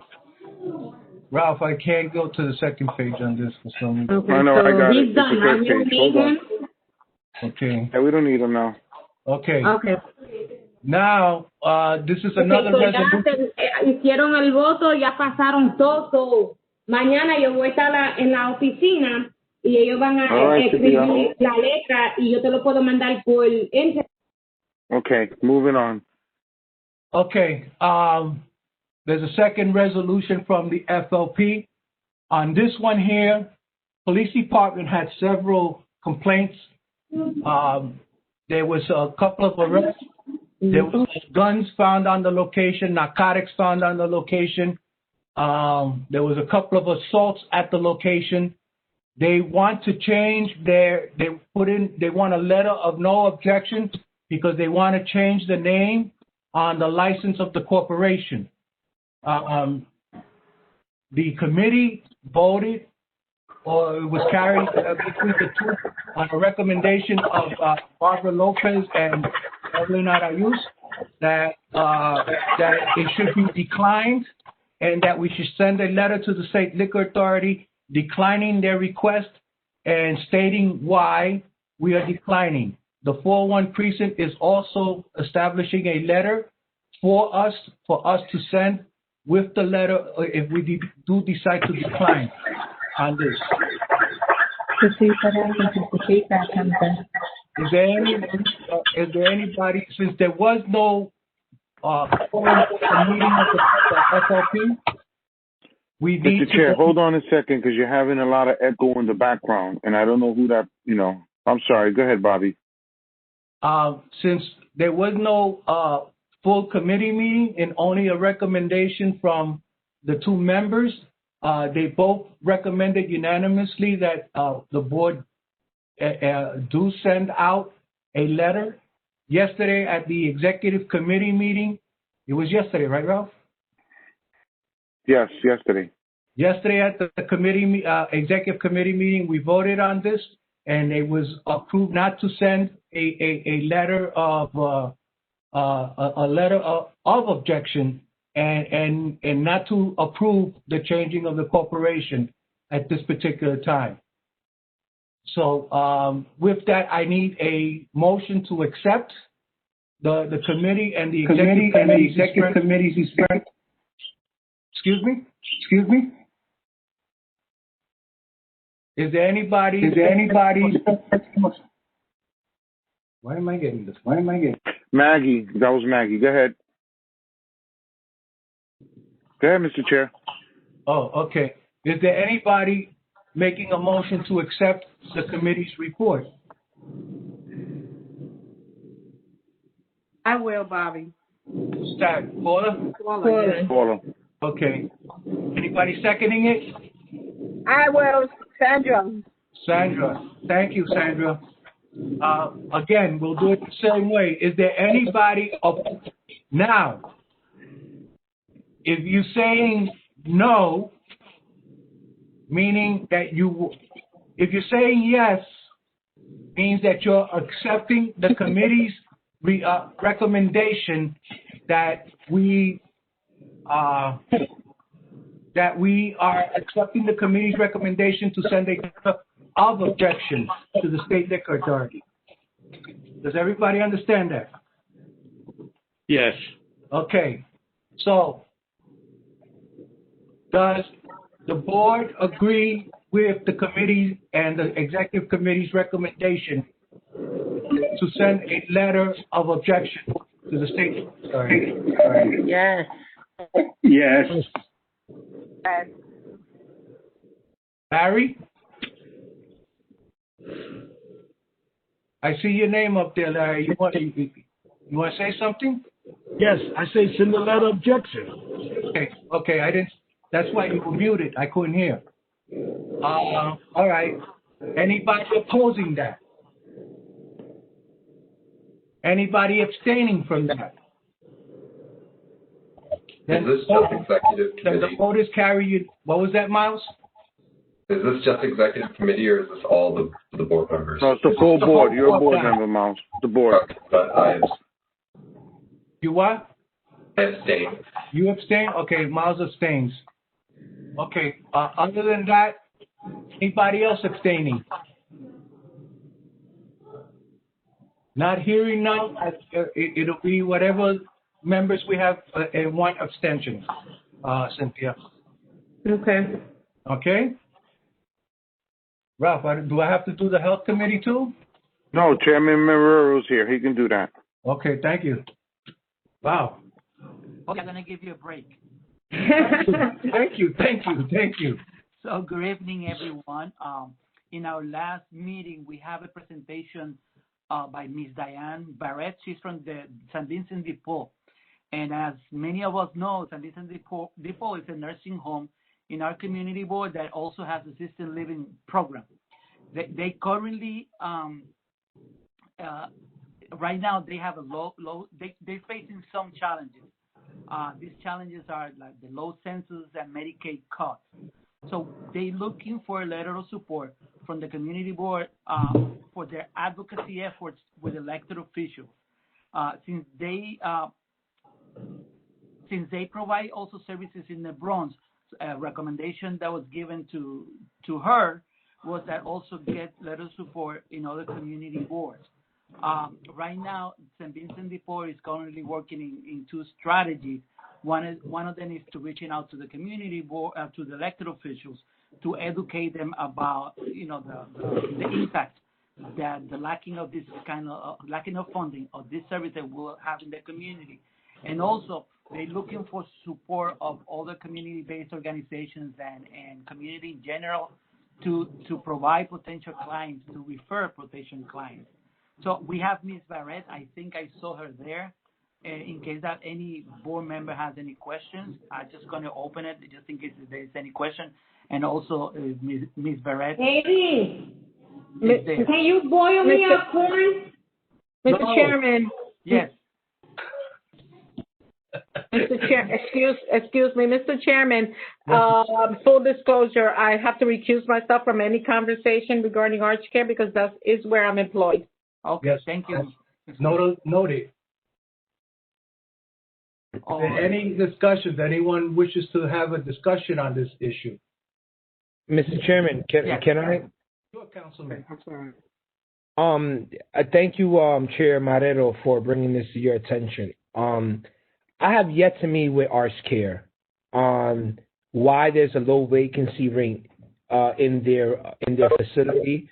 I'm hearing rumors that they're trying to close the facility. It's my understanding that Mr. Scott LaRue has met with the state elected official, but he has yet to meet with me. You know, I have a relationship with Arch Care. You know, they took care of my dad there at St. Vincent de Paul for years. And I know that the rumor has always been that they want to close down this facility. I've been a strong supporter of theirs. I fund many programs there. I also was a funder for their facility for their senior housing that they had adjacent to their property. And while I support these, that they remain in their facility, I just want to make it clear that their office or their executive office has done a poor job in reaching out to my office so that they can have a true partner here. And Councilmember Salamanca, I'm Diane Barrett. Actually, I've reached out to your office a couple times. I reached out to Maritza, and actually I just chatted with her, and I also reached out to I believe it was a John Healy and a Brian. Yeah. And I also actually left a message with your legislative office. So I have been trying to get in touch with you. I just started working with Arch Care St. Vincent de Paul about a month ago. Okay. And so, but I have been trying to meet with you, and I'm more than happy to meet with you anytime you need, because I'd love to discuss it with you. I'm happy. You know, I will reach out to my team to follow up on that. But this predates you, Ms. Barrett. Right. You know, this is a conversation that I've been having with Arts Care when I was the district manager of this community board, where the Archdiocese for years has focused on trying to close down this facility in Black and brown communities. So while I support this, and I will make sure that I reach out to my team immediately so that we can discuss. I just want to make it clear here that yes, I encourage the community board to write a letter of support, but there is an underlying sentiment, which is my understanding, that the leadership here is trying to close this facility down, and we need to make it clear here that we will not stand by that. Well, I appreciate that, and I appreciate your passion about it, because actually we want to do everything we can to keep it open. And so I don't know about before I was here, but I could just tell you that the people I've met are just really passionate about doing everything they can to keep it open. And so I appreciate what you're saying to everybody and your support. Ms.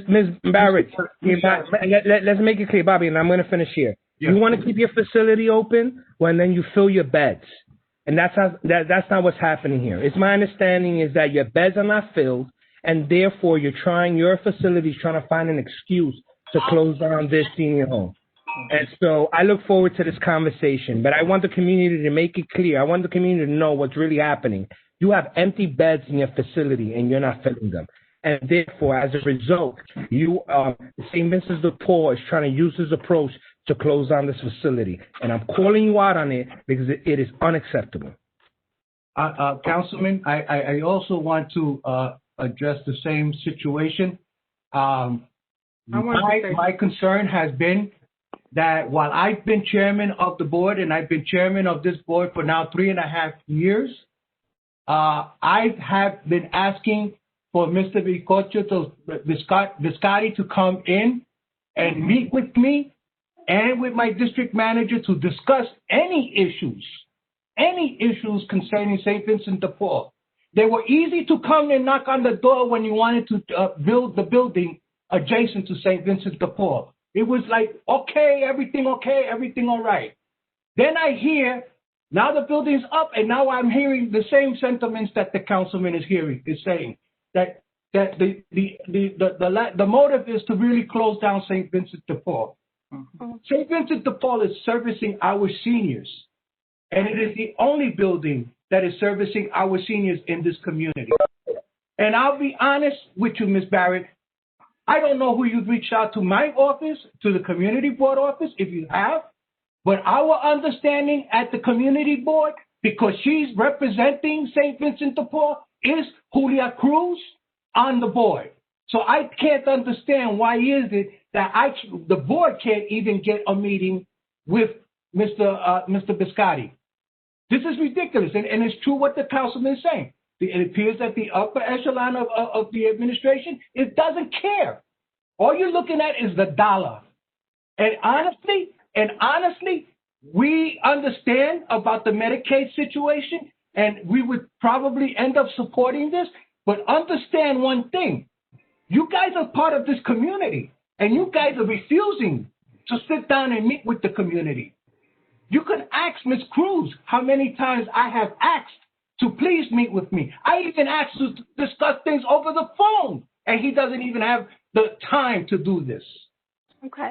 Well, I'm just, like I said, I'm just trying to get all the information, and I appreciate this. I'm here because I am interested in working with all of you, so I appreciate that. I'm sorry to interrupt you. I just wanted to say something. I'm sorry to interrupt you. But wait a second, Paula. But it's my understanding that we have a representative on the board from St. Vincent de Paul. And when we ask her questions, she says, yes, I'll set it up. And she sets up the meeting, and then it's Mr. Biscotti that then closes it on us and says, I can't meet with you. I got a personal issue. One of them was a personal issue, and I understand that. But outside of that, any other time, he's not made himself available to us. Okay? And this Mr. LaRue, I understand that when he needed that building adjacent to St. Vincent de Paul, he was always in contact with the councilman. Now all of a sudden, it's like we don't count. And that's not being a neighbor. Mr. Chair, when Mr. LaRue needed $100,000 from the city council and I delivered, he was present. You know, when they need money for expenses, for programs, they are present. And unfortunately, now that the community is asking the hard questions, why is it that they're trying to close this facility down? Because we know that's what's trying to happen. They're hiding behind closed doors. While I want to support, while I encourage the board to support them, I hope that their consultant, Ms. Barrett, brings the message very clear that at the end of the day, it's unfortunate that this arch care, dollars is what matters instead of the community. And not only that, I personally, everybody knows I sit on the Yankee Foundation, and on one of the Yankee Foundations, and I've personally been pushing every year for the last 8 years to send money to St. Vincent de Paul. Not a lot of money; it's $15,000 a year, but for 8 years, it comes up to a lot of money. Mm-hmm. And we should not be treated in this fashion. Paula, you needed to say something because I don't want to keep on. Yeah, because I'm listening to the conversation. It seems as though the young lady, Miss Barrett. I'm sorry, but Miss Barrett. Miss Barrett. It seems like she was thrown into the water and don't really understand where the sharks are. I was thinking that it's very rude and disrespectful because the agency understands and knows that Ms. Cruz is the liaison between the community board and that agency. And I don't understand why she doesn't know anything or too much about it, that they just dismissed her. And the way the conversation is going and what I'm hearing, she just started a month. Julia been there forever. But, that's just my thought on it. Thank you. And Julia has all our home numbers.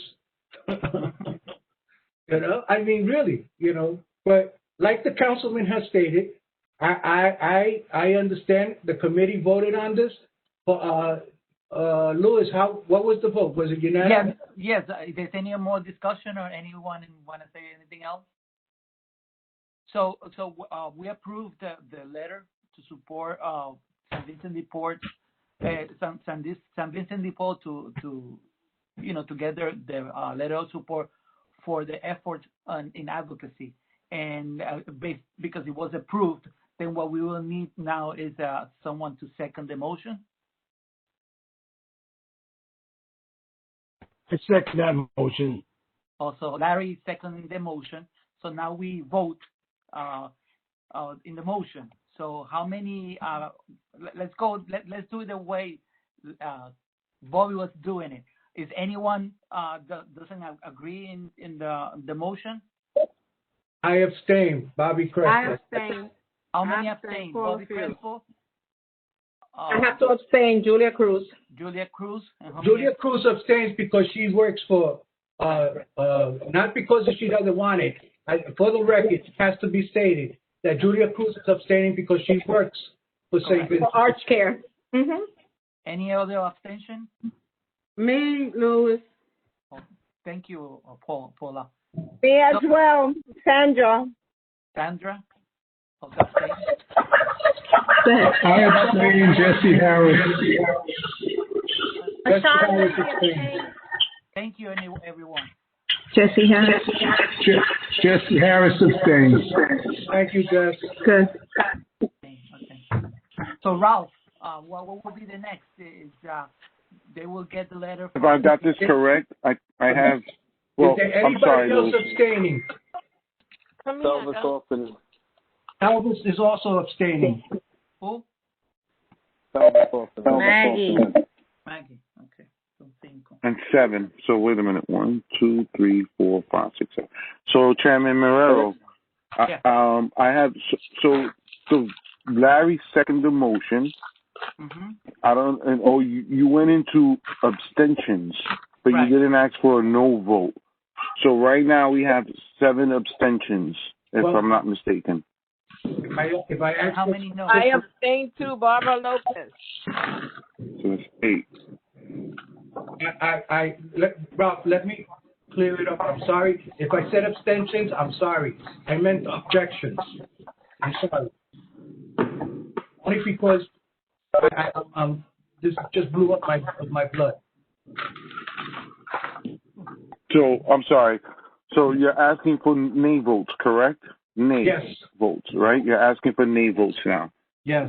Yes. So I think we're gonna have to do this just for the point of record, because Yvonne needs to have this. We should start all over with this.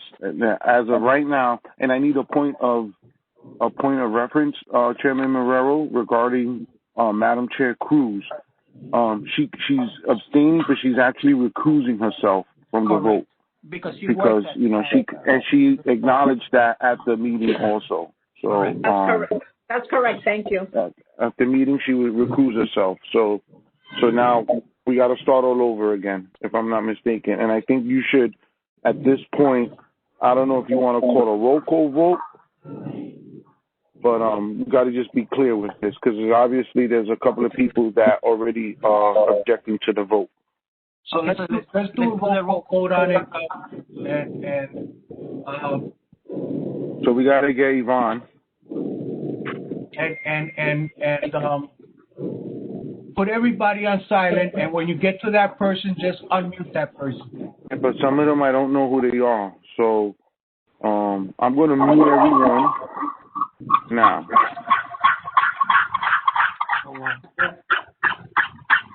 There's a lot of echo noise here. There we go. So Yvonne, are you here with me? Could you remind the board what we're voting on? So Miles, they want to send a letter. They want us to write a letter of support because they're asking for additional funding for their nursing home. So that letter is going to actually go to different entities on the state level. So we're not writing multiple letters. So we're just writing a general letter in support that they receive the funding that they're asking for. Correct. Thank you. No problem, Miles. So I'm just going to try to finish muting people here. And Yvonne, you here? Yeah, I'm here. We're going to have to do a roll call vote here. So I'm going to try to help you as best as I can. So everyone, please be muted. Board members, please mute yourself. And when your name is called, say your vote. Unmute yourself and then mute yourself again. So let's start. Yvonne, go ahead. All right. Elvis Austin Jr. Abstain. So Evelyn he's a no vote. Evelyn? Abstain. She's another no vote. Okay. Love Bensacourt. Love is not here. I am Love is here. Oh, thank you, Love. Thank you. You're welcome. Miles Burnett. I vote aye. Can you repeat that again? I'm sorry, I couldn't hear you, Miles. Oh, all right. Okay. Paula Fields. You abstain, right? Yes, I abstain.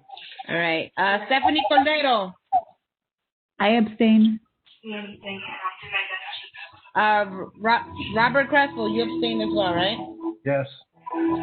Altagracia Cruz. Well, we need to. Okay, I'm sorry. Go ahead, Yvonne. What happened, Ralph? What you was gonna say? Because is it a no vote or is an abstention? And if it's an abstention, I mean, there's a difference there. Even though an abstention becomes a no vote, but if people want to if they want to, just state why they're going to abstain from the vote. But we're already moving down. But go ahead, you can continue, Madam Secretary. I'm sorry. It's okay. Julia Cruz, she recused herself. She works for our chair, Sandra de Jesus. Oh, no. All right, thank you. Kevin Ellison. And here's Sonia Ferguson. Pascal Gomez. Shaqualla McCoy. Abstain. Alexandra Guadalupe. No vote. Ralph, next page. Oh, myself. I abstained. I'm gonna vote no. Jesse Harris. He said he abstains, right? Yes. Shaquan Hart.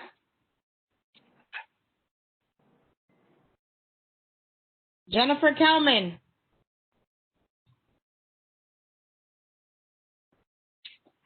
Jeffrey Korn. LaShawn Lindsay. Abstaining. Talia Simone Lindquist.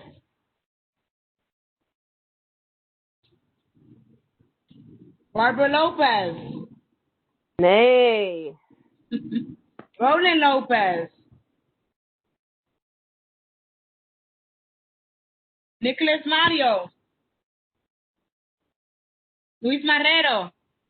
Say yes. Nicholas Mario is sick. Yes. Cedric McClester. Not here. Monique Menace. Reverend Moses. Lynette Olmo. Maggie Ortiz. I abstain. Larry Robinson. Sylvia Sanchez. Richard Sherman. Beyonce's not here. Maria's not here. Marilyn Rowan. I don't think she's here either. And John Udu. John Odell, abstain with reason. The Vice Chair, Julia Cruz, is a member of the Board of Word of Life. Gotcha. Thank you. We only got 2 people that voted yes. Everybody else is nay or they abstain. Is a yes because it said no. Yes, I got you, Miles. You and I don't know what Larry, because Larry made the motion, but then on the vote now, I didn't get his vote. But other than that, it was just Lewis and Miles that voted yes. Everyone else either abstained or voted no.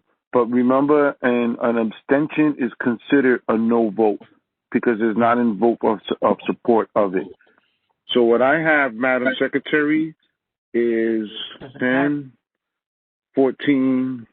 I have 14 no's and 2 yes. So the motion does not pass. Mm-hmm. Yep, that sounds right.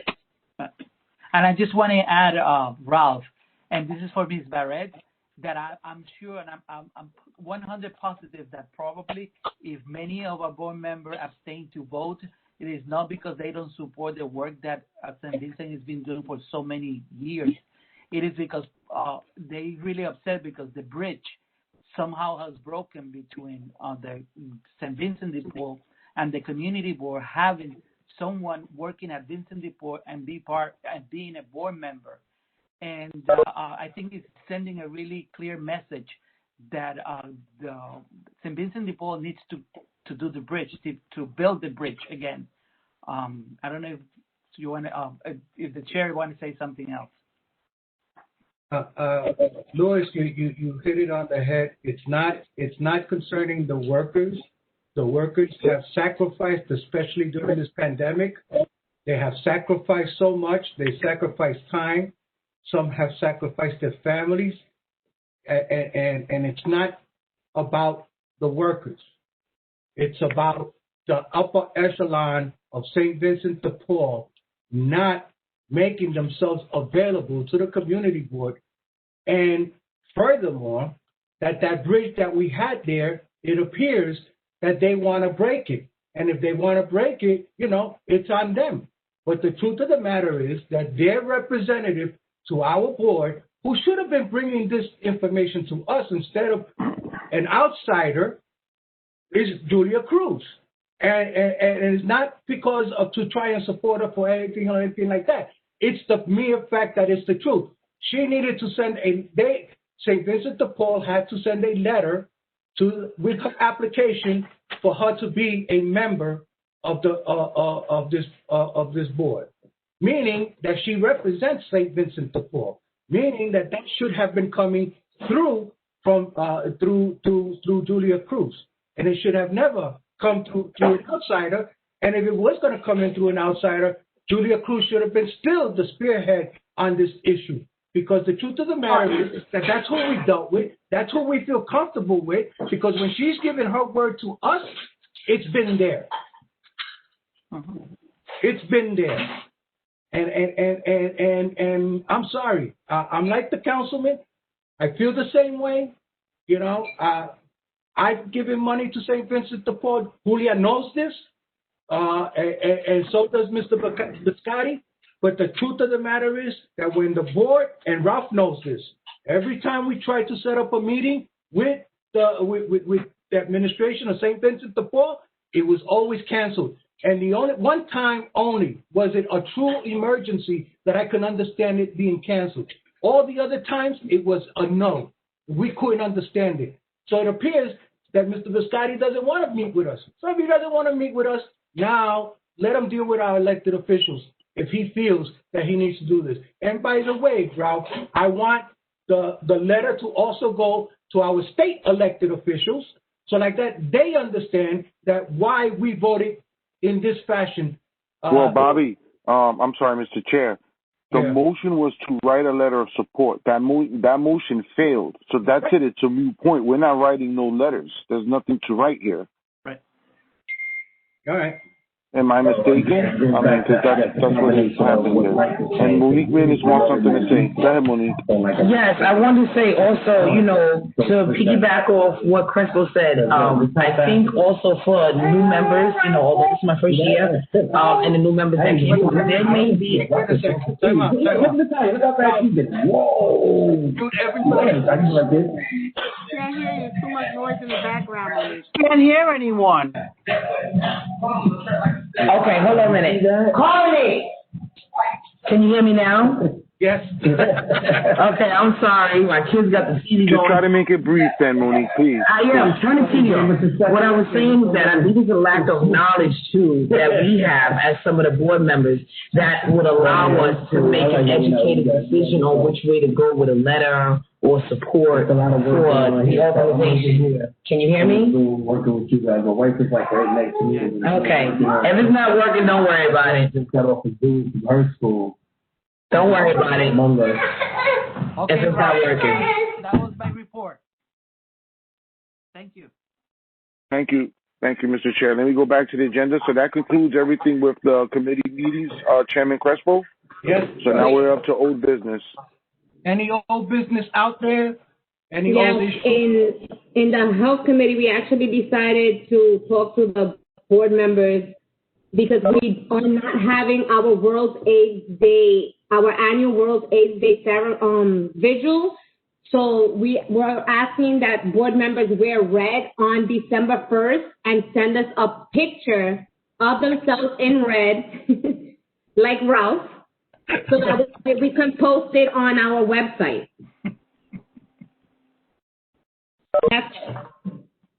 Thank you. Also, Jess, just that I know that you got old business about the school. Am I correct? Jesse? Jesse Harris. I'll get him. Hold on. Well, I sent, he should be able to get, all he has to do is unmute himself. Jesse, just unmute yourself. Okay. All right. So, you remember that you got that petition, or that petition to name the school after its former principal? Right. Okay. Next month, somebody has too many people out. Jesse, I'm sorry, it's you echoing. Let me see if I'm gonna have to. You can move it. Okay.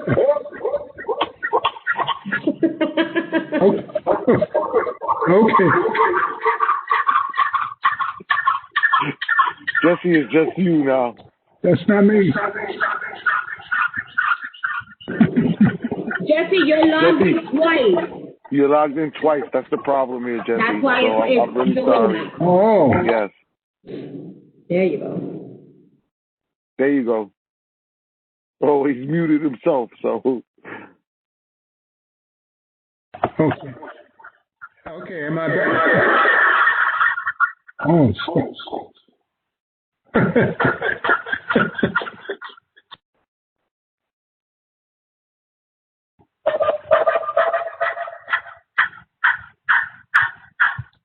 I don't know what to do.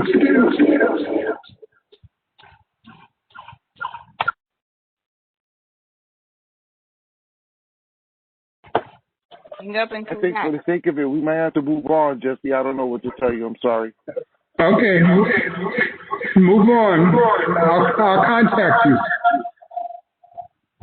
Yes, please do. And I'll certainly follow up with everyone present now.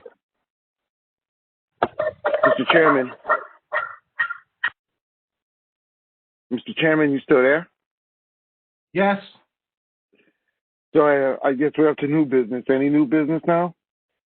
I don't have none. Any announcements? Anyone has any announcements? Oh, the only thing I'm going to say is in January, mid-January, the Yankee Foundations will be putting their application out. I would love for the non-for-profits to apply. This was the first year that I only got like $50,000 or $60,000 for this community board. Usually I break that, and that's because there was only very few organizations that applied. So please, because what ends up happening is those other community boards that really are financially secured get this money, and it should come to us. So I have two announcements, Ralph. Number one, this Saturday from 11 to 4 at Urban Health Plan, we're going to be doing COVID testing and flu shots. It's for free, open to the community. You don't have to be a patient. All you have to do is just go and do it. And the second announcement that I want to do, I just want to reiterate what Anita said in the beginning. Tomorrow is a call of action in the whole Bronx. In our community board, the health Department of Health is going to be giving out face mask and information. The idea is that if you live in X building, you can get a box or maybe 2 boxes of face mask, and you help the DOH to give it away. So what basically they trying to do is just get volunteers to give face masks away. So it's going to be tomorrow between 10 o'clock and 5 o'clock on the corner of 163rd and Southern Boulevard. Thank you. Louis, what do they need for the COVID testing? Do they need ID? Do they need nothing? Nothing? No, you just go. Thanks. Hi, just calling you. Where did you say the PPE mask will be? 163rd Southern Boulevard. Where? But it's by where the pharmacy used to be, by the community board 2 office, right there, that corner. Oh. Okay, thank you. You're welcome. Sorry, Louis. Anita told me it was by the train station. Yes, it's right there. It's right there. On the train station, Del Valle, right? Yes. Okay. You do the sign up. Thank you, Mike. Okay. Richard, you got anything to say? Yeah. The precinct council is sponsoring a toy drive, and we're accepting toys which you can drop off at the precinct or at any of the precinct council meetings until December 15th. Any unwrapped toy, $20 or less. So I was just asked to, there's a flyer. You can see the flyer, I think, on Facebook and Twitter. Thank you. Okay. I have some announcements from the bid. Very quickly, thank you to everyone who helped us since July doing the cleanup days each month.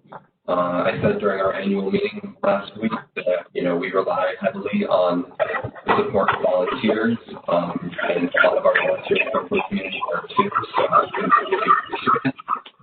Miles, give me a second, Miles. Hold on. Oh, somebody needs to. Man, there's some real bad gremlins out there today. That was Jesse again. I'm sorry. Go ahead, Miles. No problem. So I was just saying thank you everyone who helped us on our cleanup days. I was telling everyone at our annual meeting of membership for the bid that we couldn't do it without our volunteers, and a lot of our volunteers come from Community Board 2 and the 41st Precinct Community Council. So, our success is so much in part to you, so thank you so much. I hope everybody who travels down Southern Boulevard has seen the Christmas lights, the holiday lights. I tried to get them up very early this year, as early as I could, because I know we need a little bit of joy as soon as possible. That being said, I wanted to make everybody aware of our coat drive coming up for the children. It's going to be December 12th, which is a Saturday. It's usually at Ponce Bank, but this year it's going to be at Councilmember Salamanca's office. There are some different restrictions and things happening this week with, increased amounts of COVID infection rates. So we're still figuring out some details, but I will be sure to communicate that in any posters or flyers to Ralph and Cynthia to share with you. And then, while I have you on the phone, I know we are going to be, all of us, working very hard to be as safe as possible this holiday season. But if you are thinking of doing some holiday shopping, please check out Southern Boulevard. I know I'm speaking with a lot of businesses that are working hard to have the up-to-date, current, hot things for the holiday season in their inventory. So, please check them out and do so safely, wearing a mask, bring your hand sanitizer. All our stores are equipped, so, and expect to social distance, but we would love to have you shopping on the boulevard. And then happy Thanksgiving to everyone next week. I really hope it's enjoyable from wherever you're celebrating. So thank you. Thank you, Miles. Any other announcements? Hey guys, how you doing? This is Cedric from the Precinct Council. Yes, Cedric. How are you? I was had my hand raised, but no one noticed it, so I'm gonna just jump in here. I want to say good evening to everybody. Hi, Cedric. Hey, how you doing? Hold on, Cedric. There's a function to raise your hand, so you got to look by your name in the participants. So right now we had Richard Sherman speak about the Precinct Council, and I got Mike Diaz wanting to speak about the Precinct Council. And you're going to speak about the Precinct Council, correct? Well, I was, because Mike had his hand raised, but he said that they don't call him, so. Yeah, because Mike wanted to discuss something. I told him he should have done it at public session, but by all means, you both can speak now. That's fine. All right, now I'll be brief. Thank you, Ralph. Just wanted to say good evening to everybody, and just let everybody know that we, for December, we're moving our Precinct Council meeting to Zoom because of the recent rising in the COVID. So we'll be doing that in Zoom. We'll share that information via our social media. We are also doing a turkey drive at the precinct. We were able to acquire or to get some donated turkeys to us. I don't have the date for that just yet. I should have it either by tomorrow or by Friday, the date that we will be doing a turkey drive at the precinct. I just wanted to wish everybody happy Thanksgiving. Richard already shared about the toy drive that we're doing. And that's about it. That's what we wanted to share. So thank you guys. Hold on a minute, Teddy. I have a question. The toy drive, the amount of money that should be spent on that would be what, $5 and up or $5 and below? No. It's a $20 limit. So we're just saying $20. Because Richard said something about $3. No, I'm not sure what he's referring to. We're just so clarify that. Yeah, anything valued at $20 or less is what we're saying.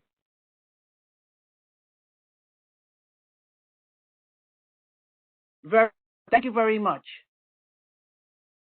You're welcome. Thank you, guys. Thank you for the time. All right, Cedric. Mike Diaz, is there anything else you want to add here, Mike? Is Mike still here? And I just requested it. Go ahead, Mike. Oh, yeah, okay. It's unmuted. No, thank you. Just, everybody they covered everything, except if you are going to participate and mail a toy, you can mail it to Madison Marquette, care of the 41st Precinct Community Council, 841 Barretto Street in the Bronx, 10474. That's it. Thank you. And I am just going to say on the record here, in the future, I think one person should speak on behalf of the police council. We just had 3 different people speak on this, and it's not fair to us. And for the sake of time, please, I appreciate that. Thank you. Mr. Chairman, I think that concludes announcements, and I think we can go into roll call. Please, roll call. All right, I'm going to make this as quick as possible. Wait a minute. Jesse, you got something to say? Let's get Jesse back. Hold on.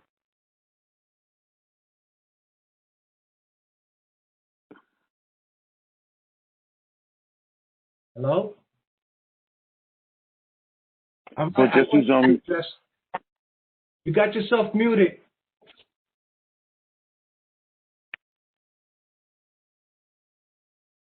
Okay. You're the post. I'll call you tomorrow. No, stay on a moment. Hold on. Hold on. I got it. Try it now. Try it now. Yeah. Hey, Cynthia. What I'd like for the organizations to do, why don't we concentrate on getting laptops and tablets? She said put you on the phone. Cynthia. Yeah. Ralph, mute everyone. I have him on speaker. No, I got him. He should be on his right now, please. Okay. I just took him off the other one. I just put him in the lobby. So. Yeah, what I'm saying, the organizations in our community should be concentrating on getting laptops and tablets for the kids who are going to be dealing with remote learning. I think that should be our concentration instead of toys for Christmas. That's what we really need to do. Our children are not going to get an adequate education if they don't have the equipment. Right. So we should ask the organizations to concentrate on getting from companies, whoever donates to them, rather than toys, laptops and tablets. Jesse, you know what? Tomorrow, I have a meeting with Ralph in the morning. I'll discuss it with him, and we'll try and discuss it with the councilman if possible. Okay, I think, I don't know what you folks feel, but when you started the meeting, you talked about the fact that a lot of our children don't have, the internet, the connections, but they don't have computers. That's the main thing. They need to get the computers. Yeah, you're right, especially after the report today that came out that said there's about 60,000 kids in the system that don't have any devices, and the city is saying that they're expecting 40,000 delivery. That still leaves 20,000, which probably means that those kids that are in the shelters are the ones that are going to get hit without no. Okay, that's what we should focus on. All right, thank you, guys. So I think that's it for that. So we go into roll call. Yes, Jesse. Good hearing from you, Jesse. Thank you. Okay. All right, guys, I'm ready. Before I do roll call, I just want to say have a good night and have a safe, happy Thanksgiving. And I'm going to get through this quickly. All right. You Juniors. Thank you. Evelyn Naranjo. Here. Love Bentacore. Have a happy Thanksgiving, everyone. Miles Burnett. Here. Luis Castillo. Here. Polo Conyers. Edward Caldero. Robert Crespo. Present. Oh, I'm here. Who's that? Stephanie Cordero. It was broken up, so I couldn't understand. That's Stephanie. Thank you. All right. Altagracia Cruz. Not here. Julia Cruz. Here. Happy Thanksgiving. You too. Sandra de Jesus.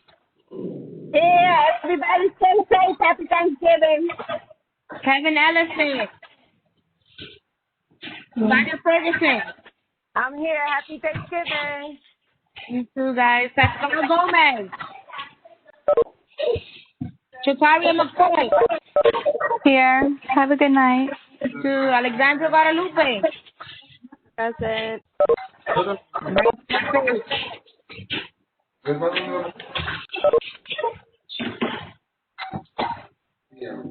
Wow. I'm sorry. I don't know. Everyone's coming on and people want to talk at the same time. I'm going to mute everyone. And where are we now? Second page? Yes. Myself, Jesse Harris, and I heard you.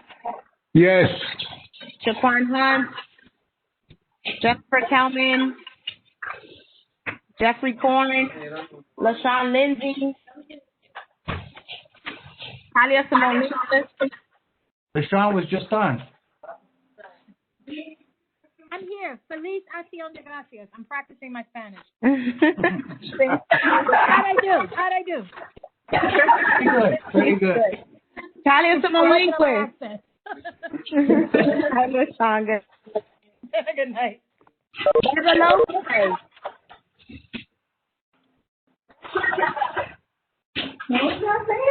Nicholas Mario Nahir, Luis Marrero, Cedric McCaster, Monique Menes,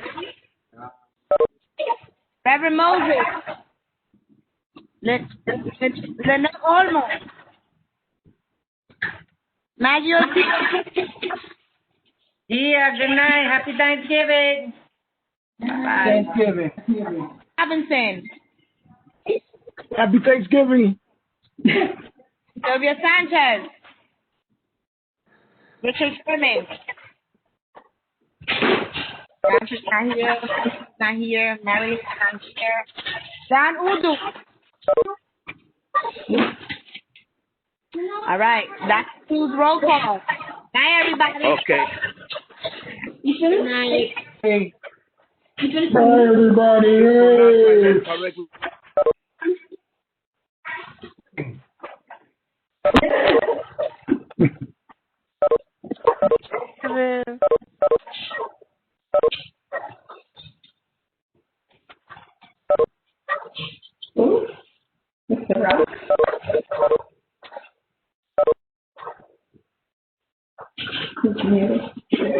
I'm here. Tell that young lady to pronounce my name correctly, please. What? Thank you.